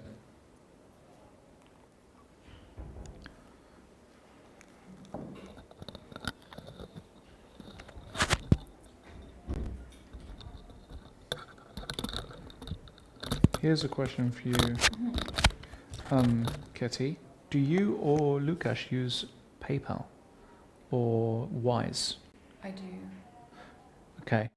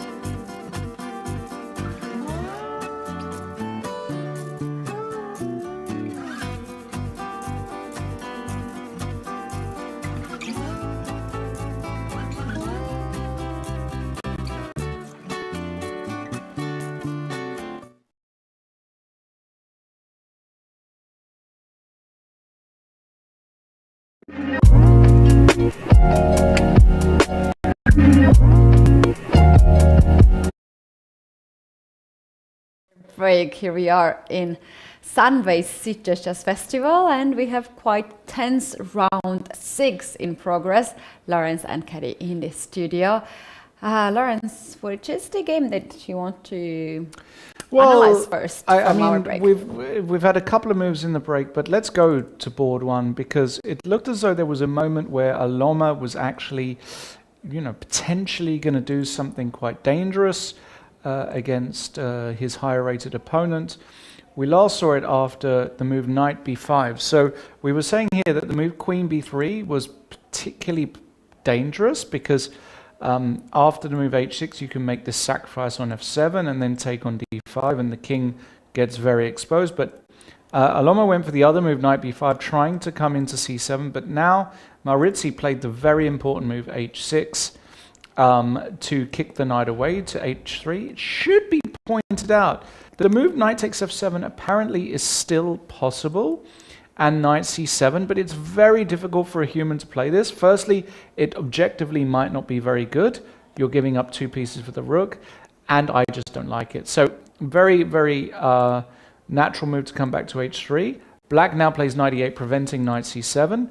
The knight comes into f4, but now black unravels with his other knight to f6. And finally, white plays the move f3. However, this move f3, which is very, very natural, looks like it is a mistake because now Marc-Andrea finds the move g5, very, very nasty move. The point is you force the knight to come back to h3. There really is no other move in the position. So move... Well, actually, knight takes d5 is not totally ridiculous. The point is that after knight takes d5, f takes e4, you won 2 pawns, and after knight e3 you can play a move like queen to b3, for example, hitting a lot of places. But the problem is that you can also play rook takes d5, hitting the knight here. I cannot imagine a universe where he takes on d5, so he will put the knight on h3. And now in this position here, I think you can... The knight is already on h3. The knight is on h3. We have a couple more moves, so I will just... Yes, tell me. Tell you. So after knight h3, what did he do? Knight h3, knight d6 has... a6? Wait a moment. Knight h3. Bishop d7 happened. So black is going after knight on b5, knight to c3, and black decided to go for e3. Wow, now that is an interesting decision by Marc-Andrea. Maybe he wants to keep things super complex, but he's basically playing against this knight, right? This pawn are restricting a whole piece. And the only issue is if white can time a nice break with f4, then he's going to be all right. The problem is after any f4, he's going to go g4. So for example, if f4 here, g4, and you actually lose the knight, this is a catastrophe. So you've got to do something else here as white. And I think the move to do is probably the move queen b3. This is the most natural. You're hitting a few pawns directly and indirectly. The position is still very, very complex. Like, I don't think Aloma should be freaking out right here. Like, I would be freaking out if I have 7 minutes in this position and that's the many problem. more moves to play, 18 more moves to play. So that can be the problematic for white. White just made the move, and that is knight d6 and knight to d1. Oh, so queen b3 was played. Knight d6. Knight d6 and now knight to d1. Knight to c4 has happened. Yikes. Yeah, okay. Rook to e1 because black wanted to play knight to d2 to win the exchange. Rook went to e8 to free the knight to move around and guard the pawn on e3. Rook to c3, attacking the pawn again. And now it is black to move in this position. I think he wants to play queen c8 here. I think he wants to attack this knight because it's got nowhere to go. But after g4, white holds on just for the moment. Wow, I mean, this is so close to being really bad for white. The position has gone horribly wrong. Look at these knights, both on the edge. And I am very... And he goes Knight to h5. h5, sorry. Wow, okay. Wow, So that's a let's- mysterious move. No, it's not. Because Oh, you're attacking the he's pawn on attacking d4. d4, Oh, yeah. that's okay. That's fine. Yeah, and he's actually saying, well, if you want to continue here as well, you have to play rook takes e3, which is a horrible move to have to kind of play. Well, after rook to... Takes. But you do win a pawn, and you relieve your position, and you're threatening here. But does black have a knockout blow with knight takes g3? Oh, that's an ugly one. So I take, and I And play you knight. no, you take here first. This is the point. Oy. And after queen takes g3, look at this double attack And a check. and the check. It's over. That's it. You lose everything. Now there is No, no that's way on earth he's missed knight takes g3. He's played knight h5, not just to attack this pawn, but because of knight takes g3. Okay, this is my opinion. Aloma is toast. Well, That's it. in this position after knight to h5, you don't also have rook d3 move because perhaps you're losing this rook after bishop to f5. Yeah. There might just be the same tactic with knight takes g3 though after rook d3. That's the point. This is the tactic. So rook d3, you just do the same. You take. Oh, that's You can even take with the that's queen. the thing. And this knight has got nowhere to go. No, this is going to be 0-1. And I tell you something. Aloma, after this game, he's going to be saying to himself, how did that just happen? Because only a moment ago, after knight b5, sort of 6 moves ago, he was probably feeling very positive about his position. And he's just been driven back. I mean, look at this knight here now. And in 6 moves, it has been driven On back D1. to the d1 square. So this has obviously gone horribly, horribly wrong for white. Well, rook to e3 has happened. White just made this move. Black's next move is pretty obvious. You want to take this rook. Sorry. Rook c3, rook e8. How did it go? Rook to... Wait. Rook e1, sorry. This rook is on e1. And we have this position, knight h5. This is it. Yeah, and rook e3. And he did play rook e3. Okay, so he gave up the exchange. And now he's going to get hit by the bum. There is no way Mark Andrea is missing takes. 0 chance. Yeah. There is just no way. He's a tactically very, very good player. In fact, I suggest to stay here, and he's just going to play. Look at this. He wanted to play, but he's taking still some seconds. We saw his hand going up towards the rook, but white to rush, he has good 36 minutes, and he will just double check. Of course, he sees this tactic. Of course, there's no Of chance course, he he did it. sees this tactic. And, well, if he 0%. managed to win, he will be the first person taking the lead in this tournament. And you know what? He actually plays quite nicely. He plays lovely chess, does Mark Andrea. And yeah, if he wins, he'll be on 5.5. And depending on the other results on board 2, 3, or 4, he might be the only player on 5.5. It depends if there are some draws. We will come back to this. Let's go to board 2. I'm keeping an eye on board 1 here. We have this position after a bunch of moves, and basically it's gone exactly as I thought. The knight came to c4, it then came to a5, hitting the bishop. The queen came up. We actually had this position, queen d2, knight d7, the bishop came back, getting back into play in h4, knight d4. This is the position after move 22. And as I mentioned before, you don't really get much better positions than in a Benoni structure than this. White can always put the knight back on c4, which he's just done to perfect b2 and attack d6, and the rook attacks a7. So a backwards move with a multi-purpose attack, and well, it's just really bad for black. You defending the multiple weaknesses. Now you can go knight b3. So black can win an exchange, but white has sacrificed this on purpose.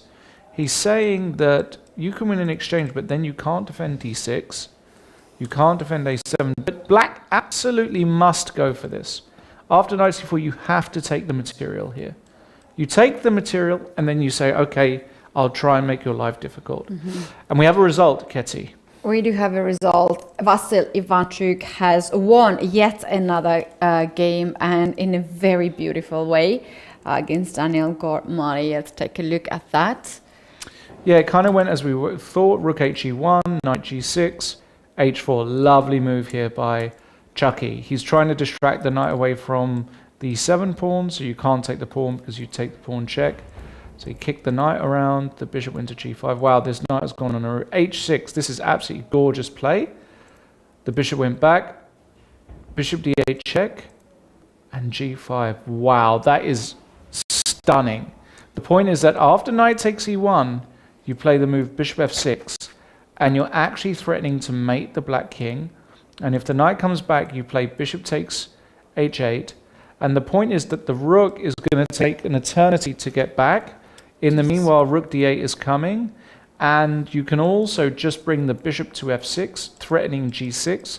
And you're going to make a way for that h pawn. Right, you can also do bishop g8, bishop h7, and g6, g7. That's another idea. Yes, you can do. also works. Yeah. Also works.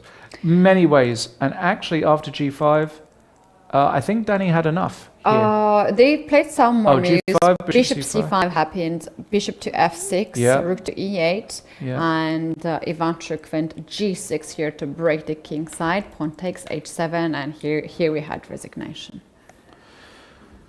Catastrophe for Danny, this game today. The opening was an interesting choice, but it's obvious he didn't go deep enough in his preparation because he got a very, very bad position. And this was 25 moves. Ivanchuk played beautiful. Lovely game. Lovely game. Moving forward to the next game, Minko against Musard. Here we have actually crazy continuation after we saw this game last time. They actually made a bunch of moves here. White started to bring a lot of pieces on the king side. Look at this. Oh, wow. h5 here. But it all works. I mean, white trying to mate black, but it all works. Rook d1, and now he just said, okay, I'll take it. Yeah, bishop takes h5. I mean, this is a good try by white. Once you've given up a piece, you really need to go kind of all in anyway. Now, the question is, can I just take this bishop? And the answer is probably. Like, can I just take this bishop? Yeah, we actually have more moves today. Yeah. After bishop to h5, black took this bishop, rook to g3, and rook to f8. Queen takes on h5, queen to f5, and here we have this position where black has extra 2 pieces. It's not it. Yeah, this is GG. This is over. This is about as losing as it gets. You can't defend this position as white. You're 2 pieces down. You've got no real attack. There is also the pin, so you cannot really move the bishop from g5 to create some checkmate threats. Pawn on f2 is hanging. We do have a move Queen there. e2. Queen e2. Yeah, but now Jules will probably just play knight f6. This is the easiest move in the world to then try and unravel. It's 2 pieces and there's no attack. Yeah. And if bishop h6, you can just go rook f7. Oh, there's rook d8 maybe. Oh yeah, I'm blundering something. Sorry. Knight h5 then, which is the other idea. Yeah. You're hitting here, and yeah, it's just over. Yep, that's going to be 0-1. Zero doubts here. There's no way. There's not even any tricks for white. So Jules Moussard is going to win, and that will also leapfrog him into 5 points. So Jules is still very much in the mix. We are getting an information that we have a guest coming in the studio. So let's Okay. take a technical break and we'll be back with a guest and more commentary.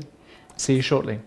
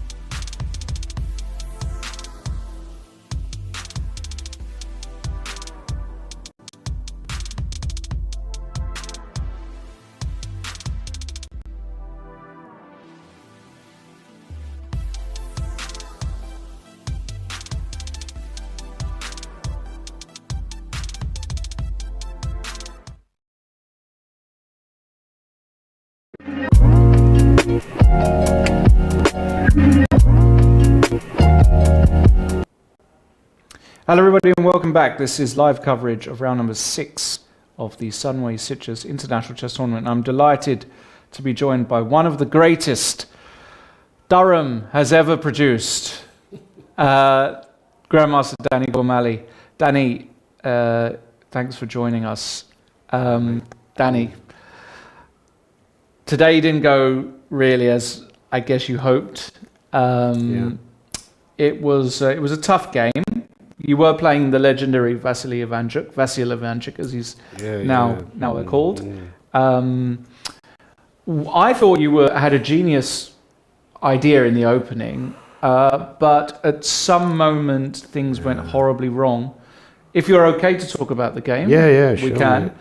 You played a very interesting. It was a Sicilian. It was a 4-knight Sicilian, mainline Sicilian, and then you went for G6 here, which is almost never seen, right? It's very rare. Well, the problem is, mate, I'm struggling at the moment, so I don't have a laptop, so I'm not preparing very well, and I just got the move order wrong. You got the move order wrong? Yeah, like, obviously you're supposed to put the bishop on G7, force him to go bishop E3 before you do this, and then, so I'm getting it, I didn't know what I was doing already. I'll move 6. Well, it's interesting because I thought, oh, this was just some genius preparation. From No. It's not preparation really. It's just made up on the board almost. I did sort of vaguely prepare the main line of the accelerated dragon. Right. But I didn't know how to get there.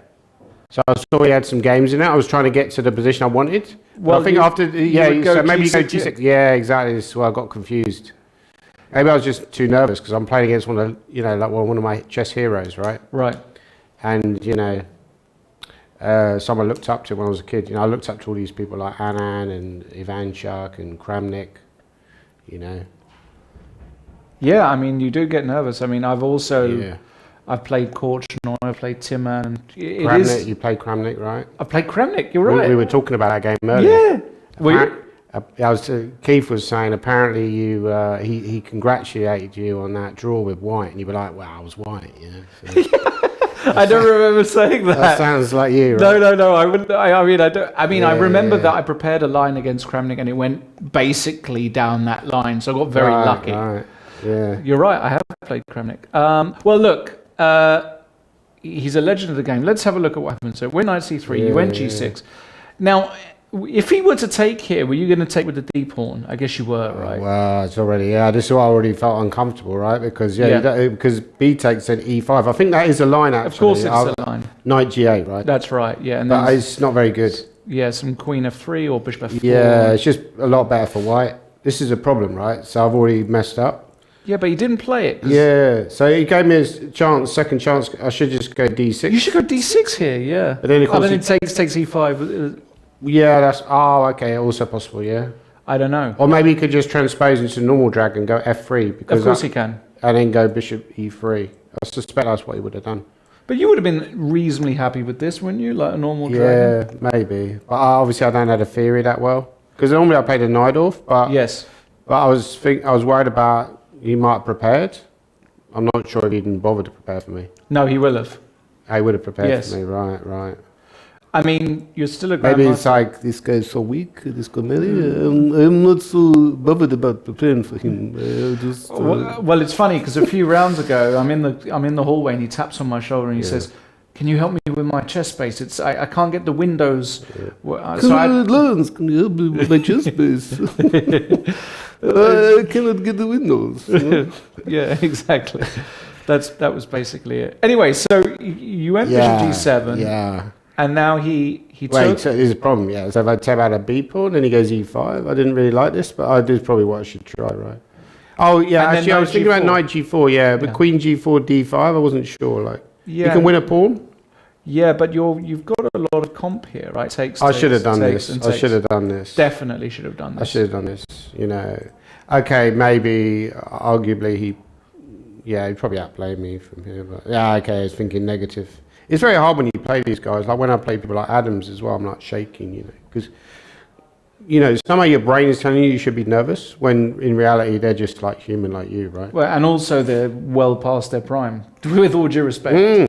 But then again, so am I. Well, so is everyone. So we're all past them. But what I'm saying is, Vasily, he's a great player, but he's only 26, 30. Yeah, You've beaten guys much better than that. On paper, 26, 30. Not many, but yeah. Well, you have. Yeah, it's true. Yeah, I mean, it's true. It's not as good as he was, but still, like, he came out with a genius idea and a conception of the game later on. Mm-hmm. Yeah, it was very educational. So I'm kind of glad that I did play into this bad end game because it's kind of educational how he played it. Well, let's have a look at the game. You decided to take this way, which is understandable, but of course now you lose casting rights. A4 is perfect. A4 is really, actually, I thought that was a star move of the game. Great move, yeah. A lot of players here would instead of A4, they'd play like, I would have panicked and just gone bishop F4 or, just play like an active move.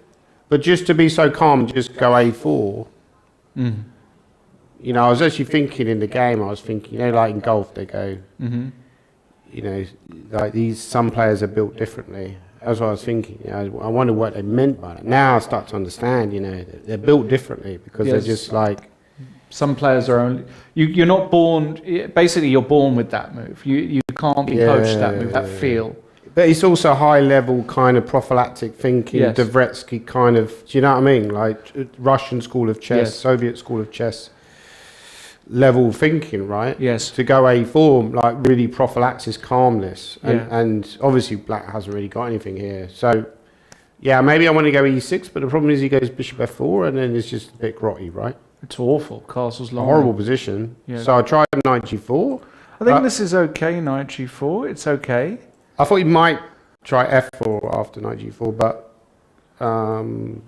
or F3 was also possible. Yeah, F4, but I don't think he needs it really. Like, giving me ideas like bishop D4 or even bishop C3 and knight F6. Yes. It's not so clear. No. So Feels a bit loose, F4. I think what he did was absolutely correct. You just play. You don't try to do anything special. Just develop like Ding says. Just develop the pieces and see what happens. Yeah, bishop D2 now. I think F5 is a mistake. I think it's beyond a mistake. It's just the worst move I've ever played. It's Cantona booting somebody in Crystal Palace 1996 or whatever. It's pseudo-active, right? Because my position's already creaking and then I'm trying to lash out. I mean, but you could just go bishop D4 here. I was worried about castles. I thought he's better. Castle's long. Castle's short. Side, yeah. I thought he's bad because eventually the bishop would be a target on D4. Yeah, but somehow... I probably should be able to survive Yeah, this. like you can... King C7. King C7. Yeah, it's nonsense what I did. Yeah, and when you get hit, then you gain the tempo against the bishop, and then in a lot of lines you can consolidate with a move like A5, and I mean... It's not lovely, right? Well, it's... it's okay. It's totally fine. Yeah, it's really panic stations here. Just horrible F5's games. a panic F5 move. is like just...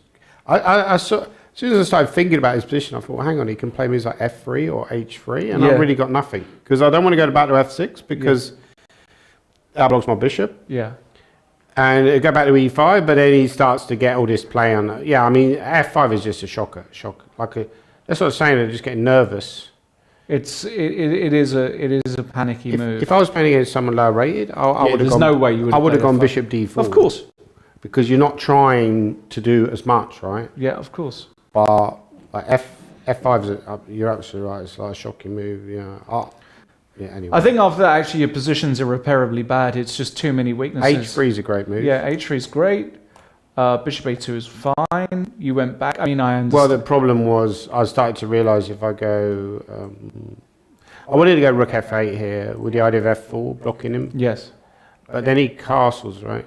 Yeah. I think. And I haven't got time for F4, so go King C7. But then he's got moves he's got lots of moves here, like which are good. Like Bishop G5 is good. And if Bishop F6 and Bishop H6, for example, I mean that's quite a nice line because if I go Rook E8, F4, and then it's Knight D7, then E5, even E5 maybe. It's just tremendous, right? I mean, this is like just... G4, like the game, right? You can go G4. I guess you can do all kinds of things here. Well, even Bishop F7 Rook's starting to run out of squares, right? And Maybe Bishop G5. Yeah, I mean it's really nice, really nasty. And then E6 wasn't. E6, Knight F6. And then maybe it's defending. Maybe it's defending, right? But I mean, look at the bad. state of this bishop on H8. It's just what am I doing? Why am I even bothering to play chess? It's cost me a fortune this tournament. I'm just playing like an absolute fish. No, not you're on 4 out of 5. You were on 4 out of 5. 4 out of 6. It's worth looking at the end actually. Yeah, let's keep on going. Yeah, you're probably showing it already. We have seen it. So King C7. So he took.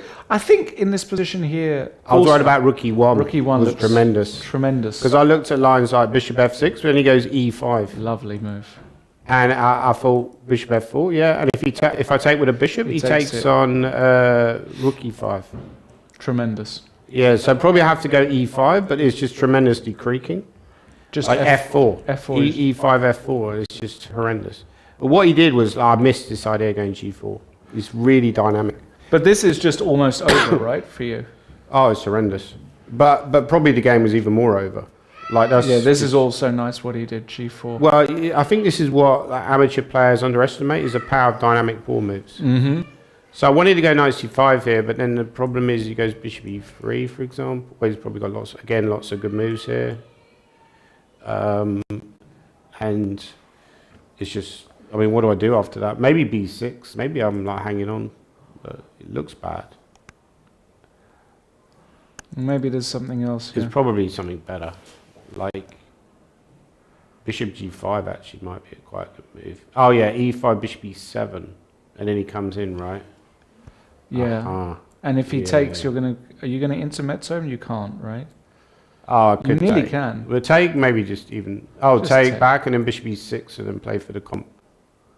Yeah, I mean, he'd want more than this, really. He'd want more than this. What Maybe about that just was rook h1? Well, another move is b4 actually. B4. b4 immediately might work actually. Yeah, because I can't take on c3, so I Yeah. have to go knight a6. Not much fun, right?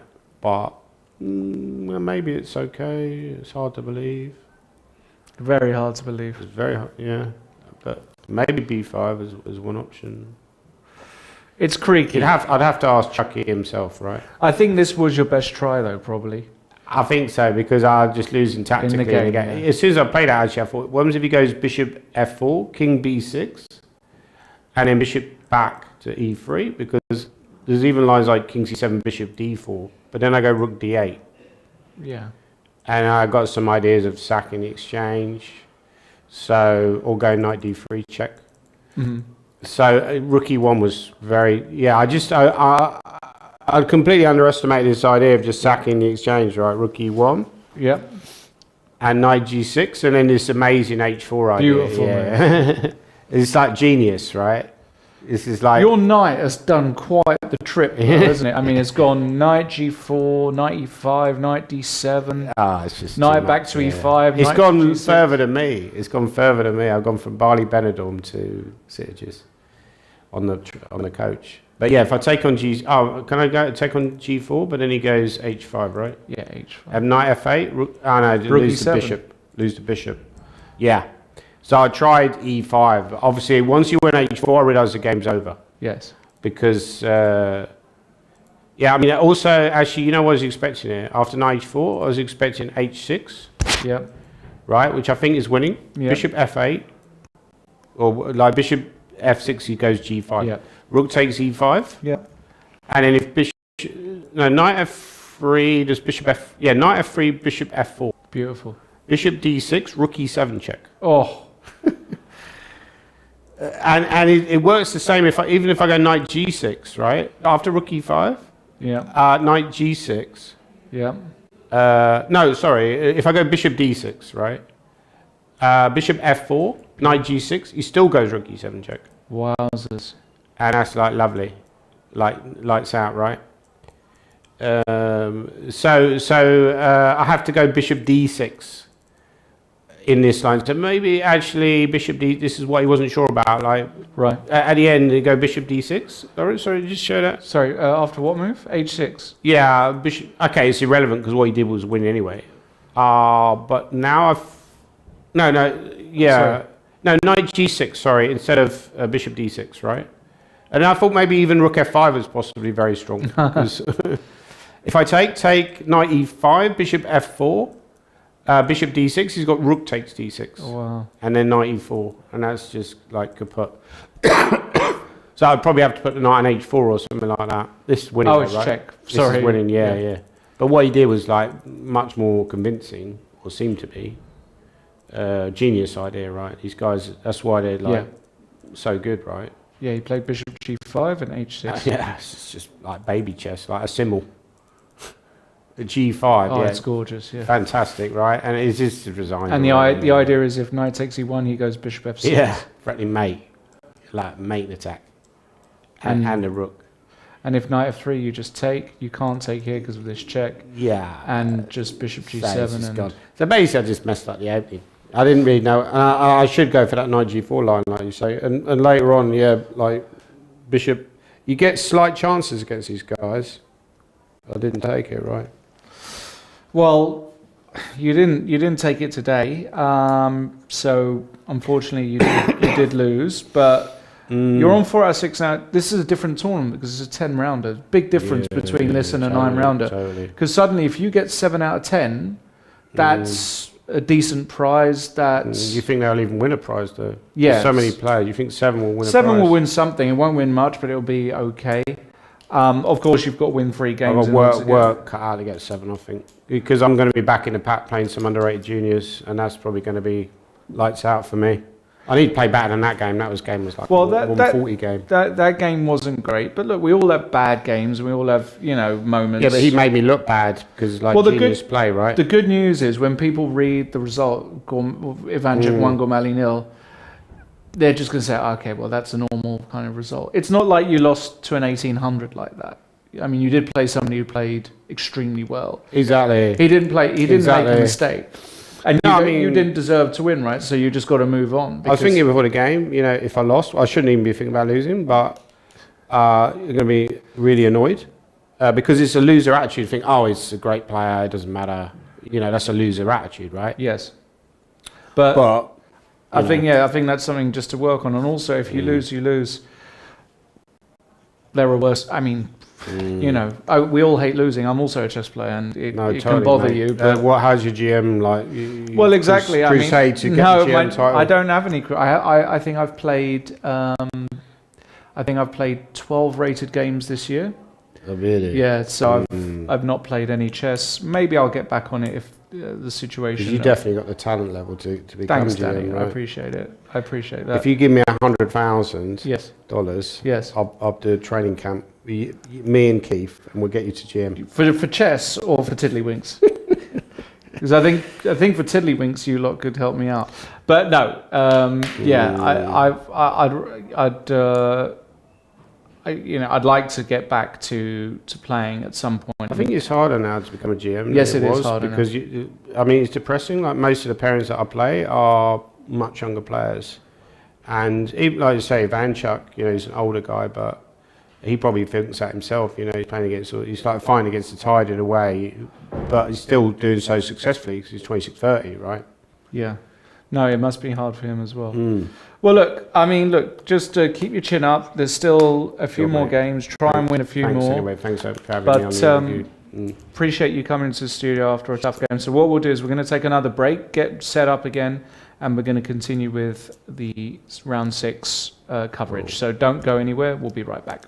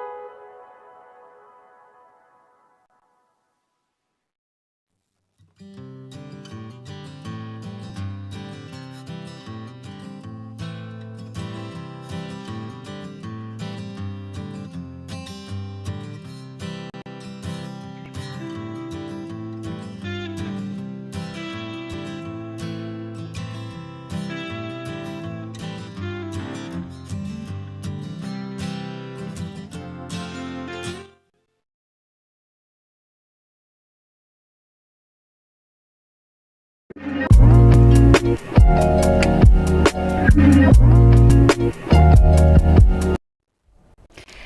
back to the round 6 of Sunway Sitges Festival, we have a very special guest in the studio, 11 years old Parisa. Hello and welcome to our studio. How do you feel today after winning your game? I feel really happy because he was a lot higher rated than me. Tell me, how many points do you have and which group do you play? I'm in Group B and I'm now on 2 points.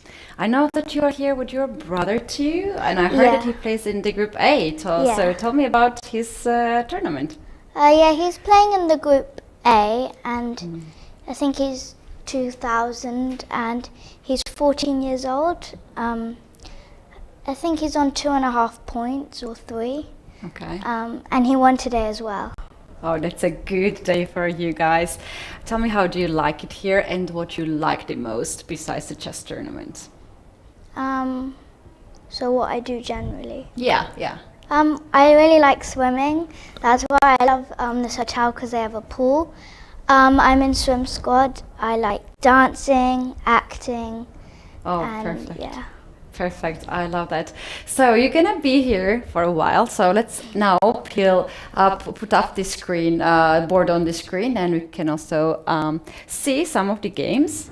And you can take us through some of these moves. So let's start actually with board 2. And we can analyze this game. Do you mind if you make some moves here? I can tell you the moves. And you can make it on the board, or I can make it also on the board.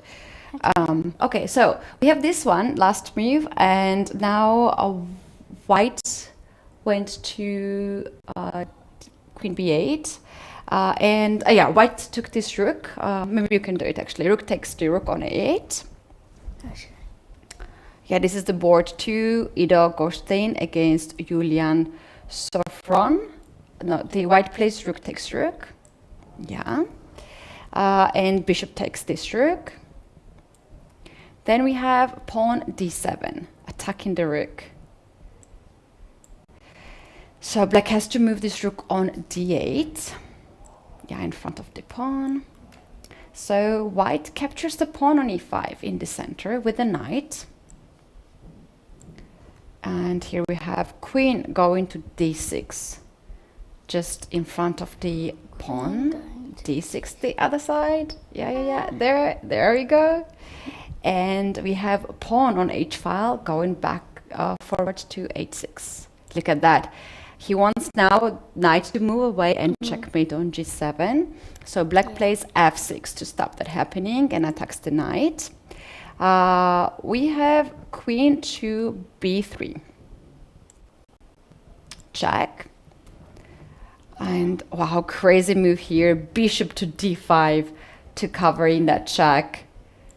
And when white takes this bishop with a pawn, we have queen to... Actually, it is black to move now, but black will capture the knight on e5. So that's going to be the position. And tell me what you like here. Do you like white's position or black's position more? I'm not sure. Black is winning. He's up in exchange, but white is attacking more. So, I would say black because he's up material. But I like black's position here more. So here black actually captured with the pawn instead. Let me show that. Just one move back. Okay, here captured with the pawn. And this seems to be a blunder. So now white can actually find the move, which is bishop to h3 to guard this pawn here. And you want to play this move, and now you are just standing better here with white pieces. Yeah. So, wow, see one blunder here from black side, and the position can't. Yeah. And black doesn't have too much of time. Tell me, how do you like this time control? in standard, I get really scared when it gets below 15 minutes even, because I just feel like it's too quick, even though you get a 30-second increment. But do you like to play blitz games or rapid games? Yeah, I like playing blitz games, yeah. Yeah. And if you can choose from bullet game, blitz game, or rapid game, or classical game, what would you choose? I would choose rapid because there's more time, so you get to think more and you have a more chance of winning. Yeah, so you like to think a little bit, right? Yeah. Okay, that's really, really good. We have a lot of side events here at this tournament. Do you play some? I saw you yesterday playing ping pong tournament, Yeah, I was right? playing the ping pong tournament. How did it go? Yeah, I lost. But yeah, it was close, but yeah. That's fine, that's fine. Have you played some blitz or rapid tournament? I played 2 of the blitz and the rapid, and I'm happy because I beat a 1600 in one. When you lose, it doesn't matter because it's just blitz. Yes. But yeah. Tell me how you deal with these moments when you lose your classical game, and like what happens after you finish the game, you resign. Then what's the day for you? I mean, I don't really mind because my rating is quite low anyway, so and I can always get it back because I play a lot of blitz. So I don't really mind if I lose every game. Okay, that's a good approach. Not to be stressed. Do you have your favorite chess player? My favorite chess player? My brother. Oh, that was unexpected too, brother, right? He teaches me a lot. Really? Oh, I see. Brother is a bit shy.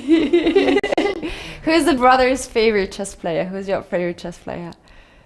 I don't know. I guess Monojal is kind of interesting. Wow, you like his sharp positions and the play. Okay, okay. This is very interesting scenario. That's pretty cool, actually. And do you have your favorite woman chess player? I like Anna Kramling. You don't She's like her? very nice. I took a picture with her when I was 7, Yeah. and then like 4 years later I got the same picture with her, so it was very Really? funny, yeah. Oh, that's so nice. That's so nice. Okay, let's see more chess games. Now we can check it out what is happening on the first board. Is there someone here at this tournament that you think gonna win the tournament A? That I know. No, just anyone that you think is so strong and a favorite in that group that. I mean, you know, Danny Gormali. Yes. I know him. I think he's quite strong. Yes. Although he lost today, he was playing a really high-rated player, so Yes. Vasily Ivanchuk. yeah. Yeah. So you support him, right? I heard that Yeah. he was your coach, right? Oh yeah, he used to be my coach. Yeah. That's pretty cool. So we have some moves here. Just give me a second. We can take a look what happened. After f6, this is the last time we saw this position. Queen went to d7, just next to the queen. You can make that move. Yeah, offering a queen trade. And yeah, then black did not take this queen, played rook to e8, guard the queen, and so it's like, if you want to take that one. So white captured the queen, Okay. rook captured the queen back, and knight is hanging now on e5, so knight went on c4. Alright. Did it back, yeah, okay. So then black said like, okay, I also have a knight, and I will go on d5 to attack your pawn on b4. So knight went to d6 now. Some crazy knight moves. Yeah. Rook went to c7. And we have b5. Trying to open up the queen side and create a pass pawn there. Bishop went to f8 to attack the knight. And now we have, yeah, bishop f8. And we have a fancy move. Pawn on b6, attacking the rook. So if you take my knight, I'll take your rook. Yeah, pawn on b6. No, with white, yeah. Oh, White pawn goes on b6. Instead of taking, you just go forward. Oh, which, okay, let me do that. Let me do that. This is your first day in the office, right? It can be challenging. Okay, so we're going the board. Yeah, okay, we're here. So white went to b6, attacking the rook. And this rook went on c2, attacking the bishop. So now white's two pieces are hanging at this point, this one and this one. So I decided to play bishop to a3. And what we have? More attack on the king side. And this rook is just chasing the bishop. So we have this position, and what do you think? Who's better here?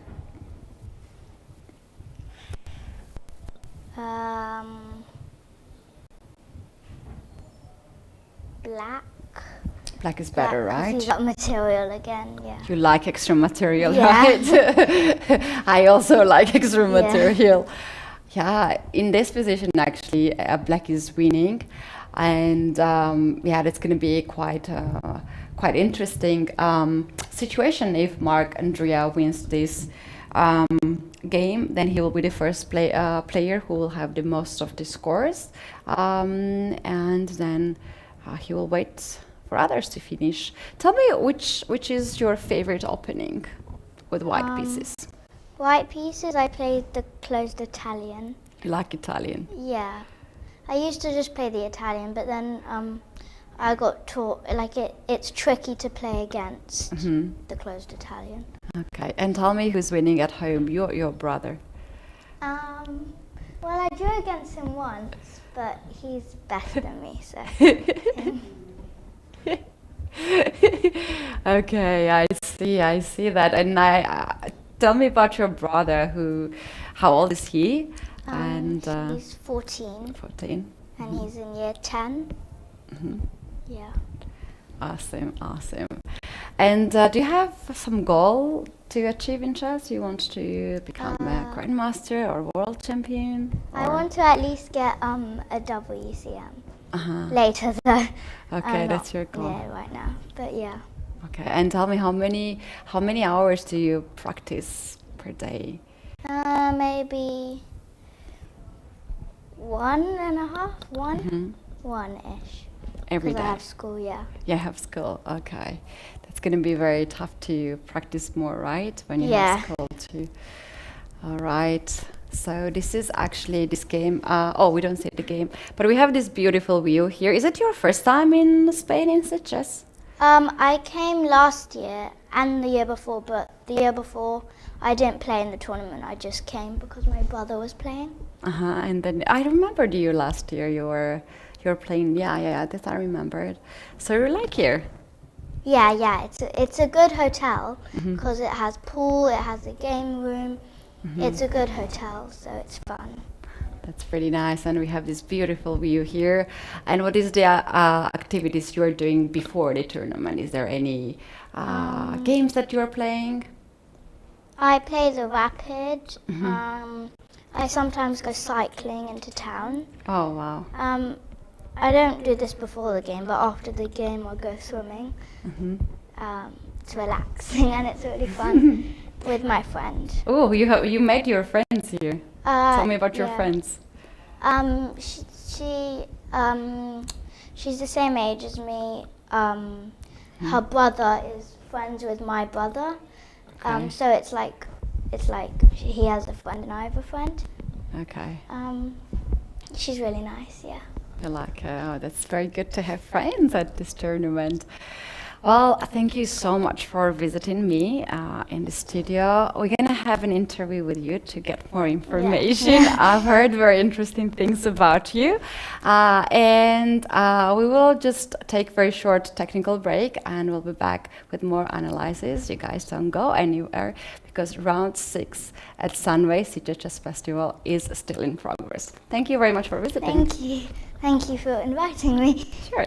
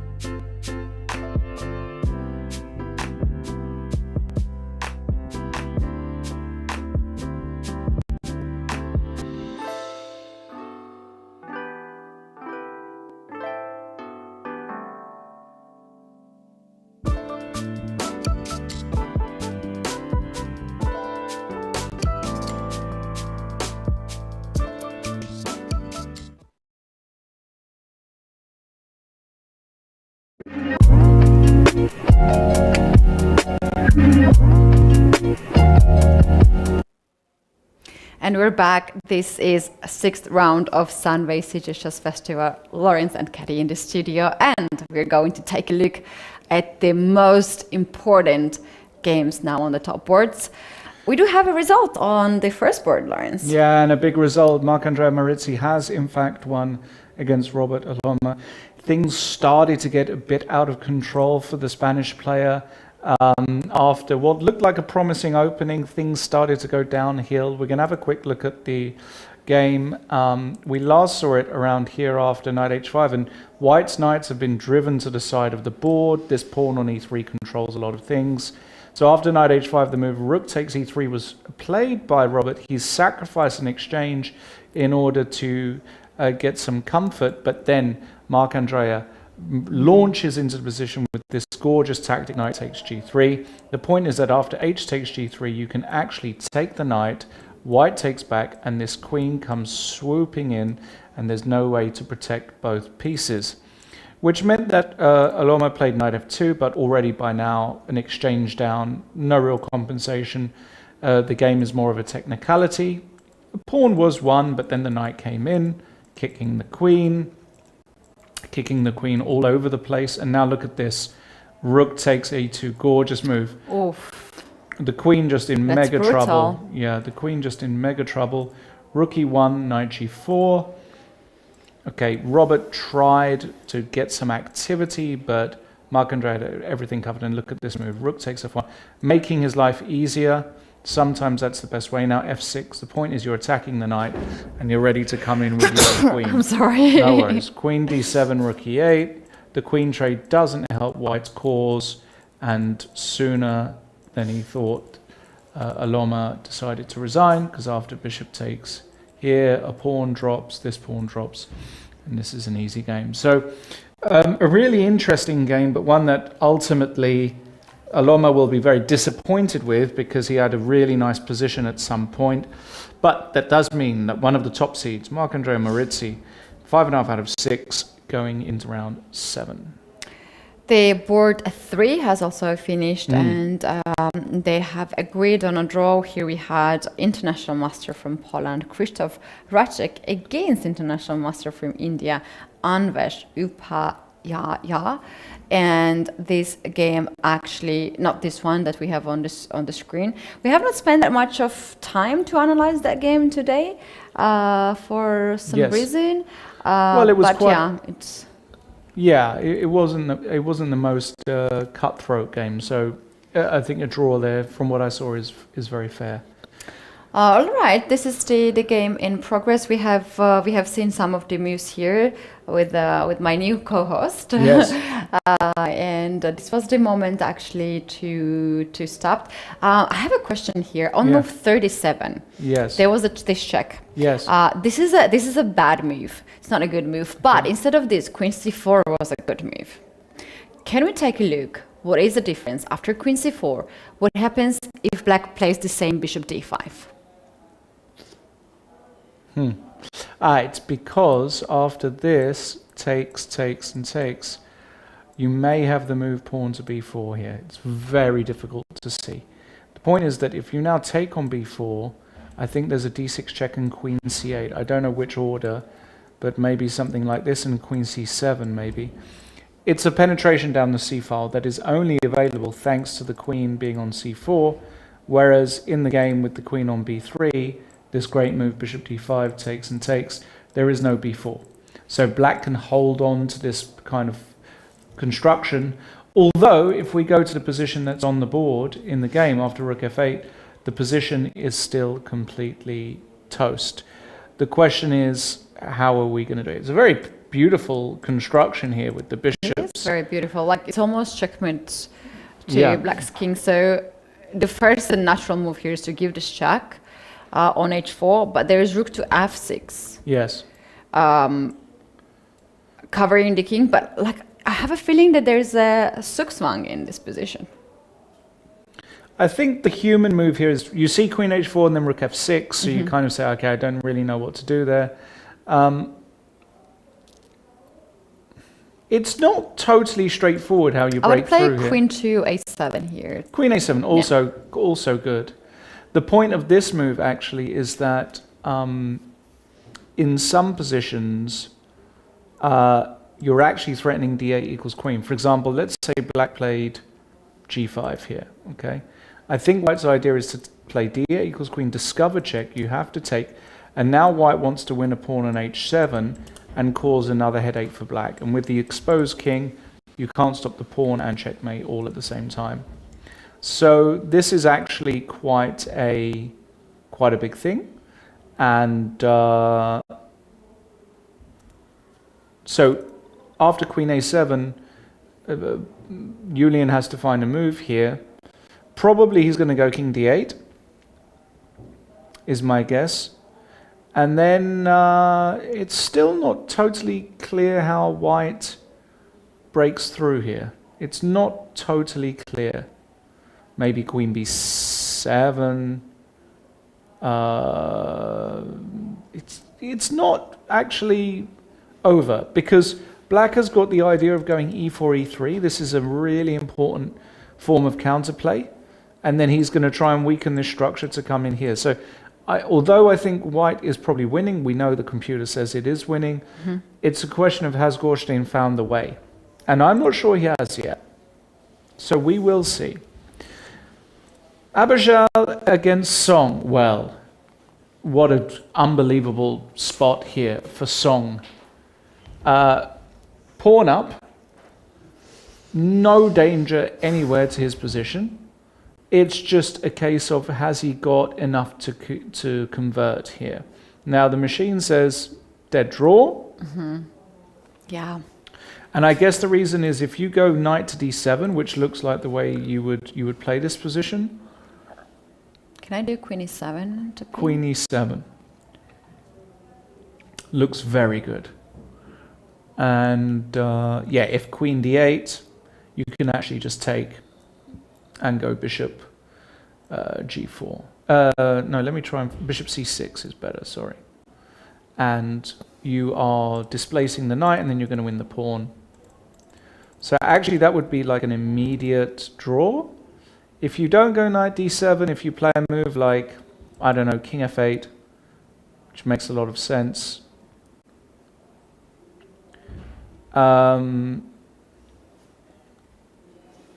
You can just stand here as white, play a move like queen d4.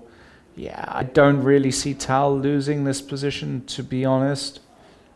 But now knight d7 comes. Look, only black can win this position. And I think he's going to make Tal work. I don't think this is going to be straightforward to hold. Really? Yeah. So I was like, if I can choose this one, I would choose white here. Wow. Because also with the same approach, if anyone wins, it can be white because of... basically, you have this extra pawn on b file, but it can never move. Yeah. You have to guard it always, but I see this f7 pawn that can be under attack, something like rook f5, bishop d5 idea. And white's king is safe, bishop controls everything, black has no target at all, and white has two targets, b6 pawn and f7 pawn. Yeah. Yeah, I mean, true, but I think black is solid enough, right? If the knight gets to c5, I don't see how you're going to do this. But okay, there's been a bunch, there's been loads of moves. Let's see what's been going on here. Oh, wow! They have a lot of moves. Let's see which move is the last one you see here. 97, move 44. Okay, so after what? H4, 97 didn't happen. Okay, so instead of that. Yeah, queen c4 happened. Queen c4, rook takes, yeah, black just decided to give up this pawn and take a4 instead. So queen d8 check, king goes on h7, we have queen d3 check, king goes back. They repeated moves and black played g6. White goes with h5, queen b4, takes on g6, and it is white to move. Yeah, seems like there's the practical chance here in this way for black to trade the rooks and create a passed pawn on a file, but is this enough? I mean, if you're black here, you're this is dream world because you're just obviously free rolling this position, it's bad. It's like, okay, the queen is gonna, I can see Tal, he's gonna go, he goes queen d8, attacking the knights. Yeah, this is probably a very good move. Yeah. Because now, if the king goes to g7, wow, this mouse is really, we can give a check. Let's just refresh the... Gonna just refresh things. Let's, oh no, we lost our moves. That's fine, just go down to... No, we can't, they're gone. The moves are gone. Give me here.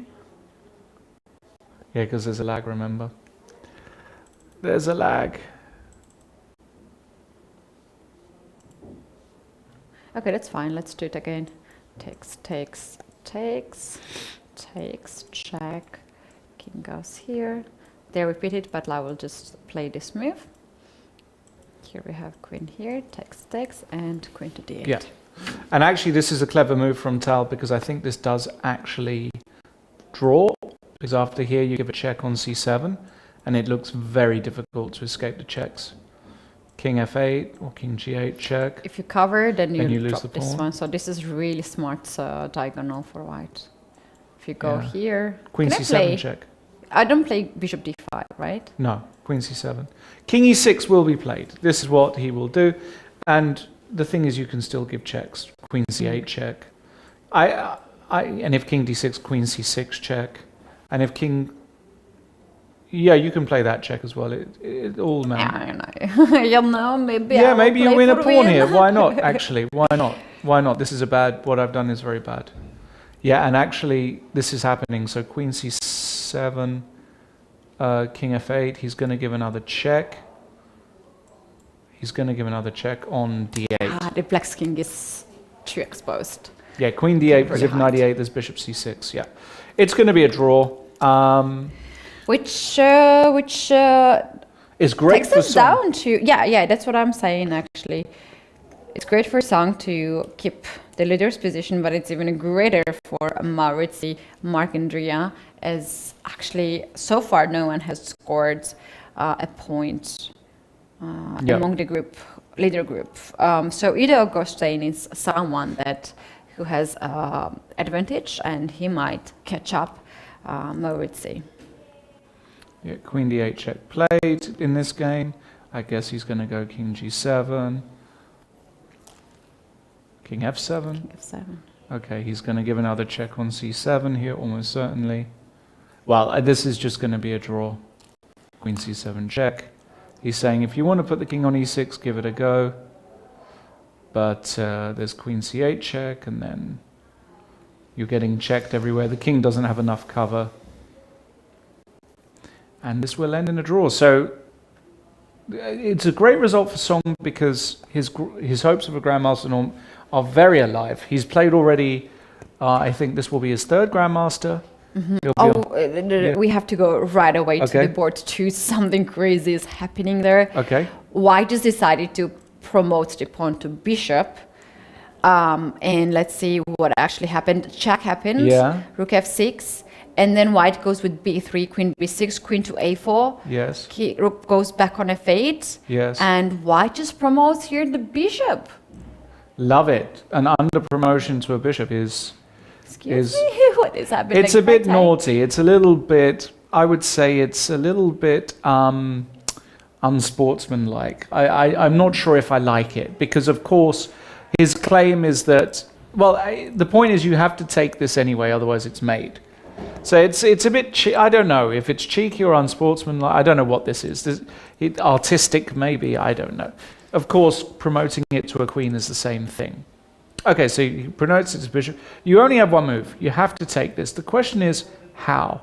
If you take with the rook, now the queen comes sliding back and there's no protection.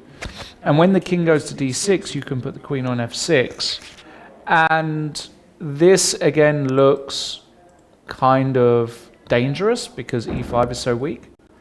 And then if you go queen takes d8, then the problem is there's queen a7 check forcing again king d6. But when you lose the h7 pawn, I think your position is really lost because you have to deal with this pawn. So I think after d8 equals bishop, he's going to go rook takes d8, queen h4 check and king d6. I think this is the position he's going to try. Queen f6 and king c7. He's going to give up the e5 pawn and try and blockade like this. But then Queen you lose G7. queen g7. Maybe it's just losing. Maybe the whole thing just collapses and white has found an incredible little way to get through. Giving up the key pawn on Yeah. from d7, but yeah, basically just getting better position.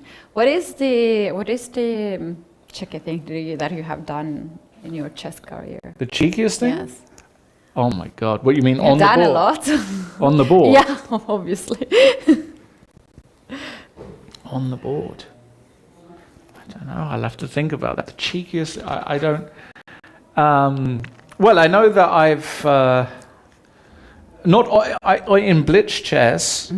I promoted to have 9 queens. 9 queens. I had 9 queens. No. Yeah, my opponent didn't resign.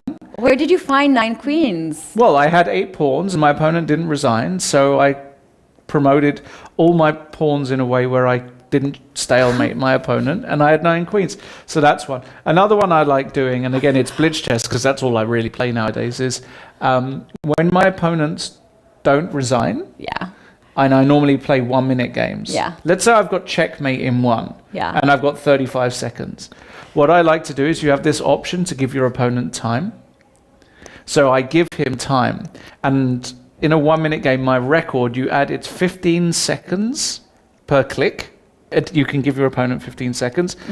And I try and reach my world record of how much time can my opponent finish with in the position. That's online chess we're talking online about. chess. So I give them like But 30 can or 40 everyone minutes. give it, like, or do you have this? Yeah, you can give your opponent time. Really? Yeah, in most online platforms.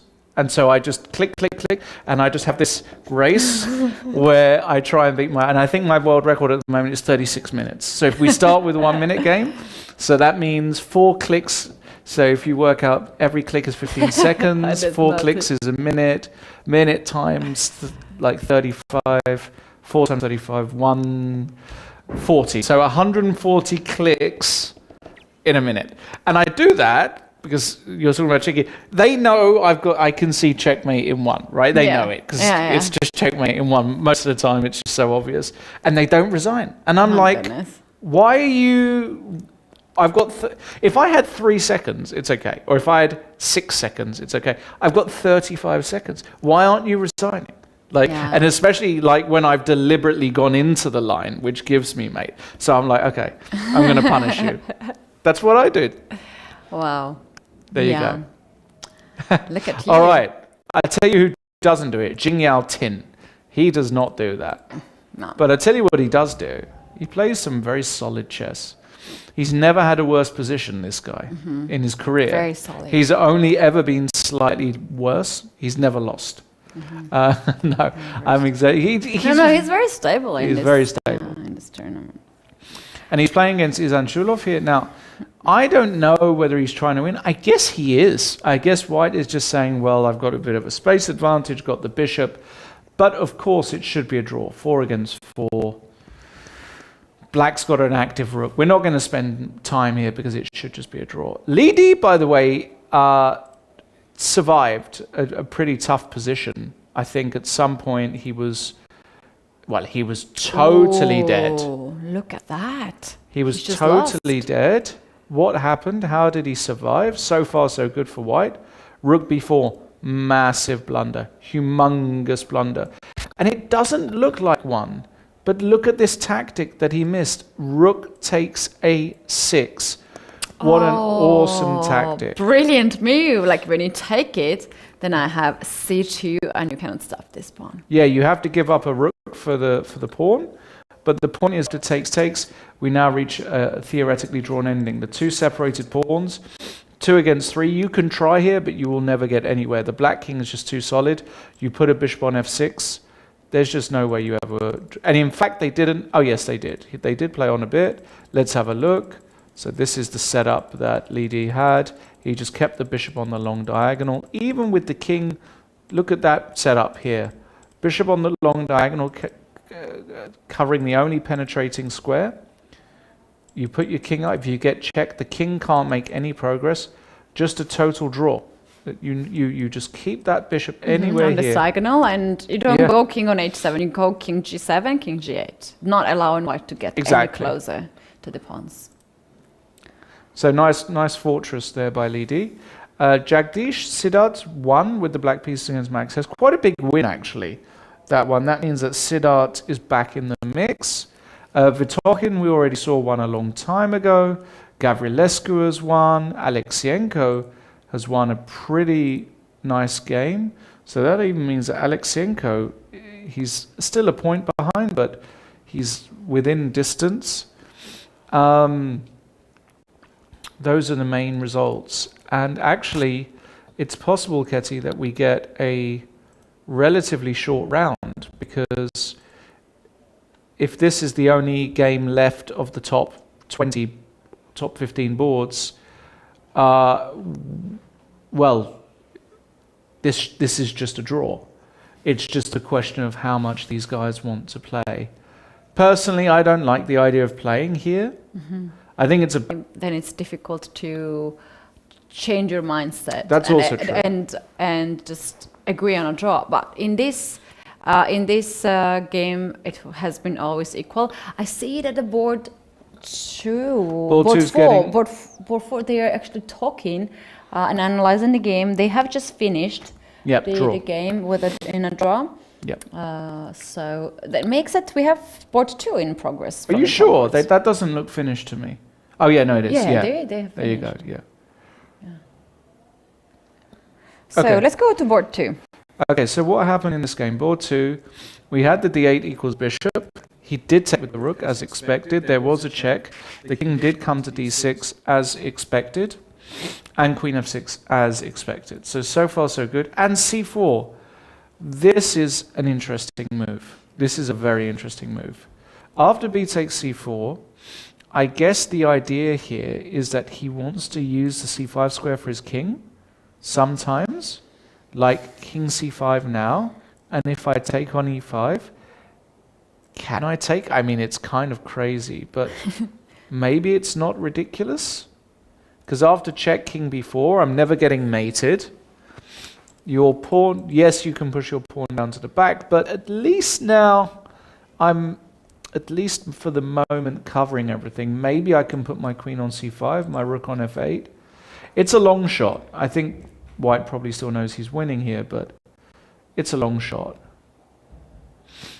20 minutes each. So it's actually kind of a crucial game. That's going to be the one that takes us right through tonight. We have to go back to the game of Tin Jingao against Ariston Isanchulov. We have some crazy updates there. So rook a7, the last time king rook e8. h5, king e7, bishop to d4, king e8, and g5. White was pushing, and black decided, okay, enough, I can also push. This will lead us to a lot of exchange of the pawns. But this is very good from black, what black is doing. He's dealing with any pressure very well. If takes, you can just take. And yeah, if the bishop comes back, you trade more pawns. That's it. I mean, there's not... Can I go rook to h2 now? Yeah, rook to h2. Some sort of perpetual would be... I'll take what the happened? rook. I'll the take bishop. the bishop there. Sorry. Anytime, any day. Sorry, you go here. This kind of perpetual would be very normal. I expect it to end something like this. Yeah, there's just not enough pieces. Yep, and f takes e, f takes e happens. Bishop e3 is on the board, so this game might end just very, very fast. Yeah, in fact, it will happen exactly like that. He will take, he will go here, and then there will be a repetition here. You heard it here first, guys. Breaking news. Breaking news. Yeah, that's a draw. I think we should go over back to board 2. Has there been any moves? No, after c4, white has captured the pawn and black is thinking. So usually when you sacrifice the pawn, or any material, your next move is quite fast. So we should expect him to play the move any moment. But he's taking some time here with black pieces. Yeah, he's got 18 minutes, so he's actually got plenty of time.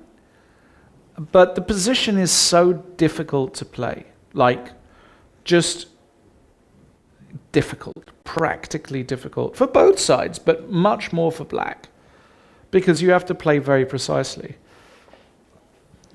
The machine holds this position against a human player, but a human doesn't really hold this very often as black. It's very tough. Julian, he's 2368. He's slightly older, as you can see there, you know, probably. Actually, let's Let me check. let's get Don't his say age. anything. Let's get his age. Last time. That's beautiful, because after bishop c8, king c7, queen c6 is mate. Oh my goodness. Oh boy. And he's going for it. Look at this bishop What a c8. move. What a move. That's it. Beautiful. Beautiful end. That is it. That's officially it. That is a gorgeous tactic, and he knows, Gorstin knows, and look at Julian as well. He also knows. He knows. That's it. Handshake. Oh, handshake. And here we have second person having the most score after 6 round, Ido Goldstein and Marc-Andrea Maurizi. Those are the Yes. players who has not lost the match yet. Yeah, and they will play each other. They will play each other. They will play each other tomorrow. And in fact, it works perfectly for colors. Marc-Andrea Maurizi will be white against Ido Goldstein tomorrow on board 1. We predicted that they will face each other in the round 5, but then was unexpected win by Anvesh. And Anvesh was the one who played against Ido, made draw, but now we're going to have in the round 7 this big matchup coming, and I'm so excited because these two guys actually are having the best tournament. They're having here, a we can great see. tournament. They're having a great tournament. I think Marc-Andrea will be very happy though. He's got white pieces, Yeah, I mean, Ido's very good. He's 25-40, but Marc-Andrea will say, well, if I can win this with white, I'm a full point clear of the tournament. So it's a win here. Well, sorry, he won't be. That's not true. I'm just Half talking. a point. He'll be at least a half point clear of the tournament. So it's a massive, massive game. And actually, with that win, Ketty, I think we are done for the day, because board 4 was a draw. This game here between Tin and Izantsulov is a draw. Yeah, they're actually. Oh, Black decided to carry on. How did Black carry on after bishop takes So g5? bishop takes, rook to h2, king g4, and then rook to f2, king ga3, King g3. and rook to f8. Well, the position is still a dead draw. Yeah. There's really not much to analyze here. I mean, this position is dry. I don't really know why Black has done this if he's trying to win. You can risk losing. You can't move your knight because g7's hanging. I don't know what you're trying here as Black. By the way, if this was the position here, then he played rook h2, king g4, and rook... What did he do? What did he do? Did he go... Whatever he's done, we've got this position on the board. Totally unnecessary. Still a draw. Like, white has got no moves here as well, right? There's no way to make progress. So king g4, rook f2. You can also just give a check, rook a8, rook a7, and you can't improve. He's probably going to go king g2. King goes king g2. He's going to go rook e1. And king f3. King f3. Then he's going to go rook h1. Yeah. And you can just attack the pawns. You've got to be a little bit careful. Sorry, that's why he's gone rook f1. I'm just being ridiculous now. You've got to be careful because he doesn't want to allow the king to enter via f5. That's what I've missed. Oh, yes. I've actually made a that's huge mistake. Now, as it turns out, it's still a draw, but it's much more You difficult. don't want to risk it. You don't want to risk it. That's why he's put Yeah, the rook that's a on F1. brilliant. Yeah, that's a brilliant King G. save. Yeah, King G3. Actually, very nice technique. Very nice. Yeah. So you just stop the king Yeah. from entering. He's trying to get some sort of Zugzwang here with King G3, but there is none because there's always a check. Yeah, it's just a draw. Stop the king from coming in, and you'll be fine. So that's the situation. And slightly earlier day. We're normally finishing around 10 o'clock, but the truth is that top 14, 15 boards have been decided. So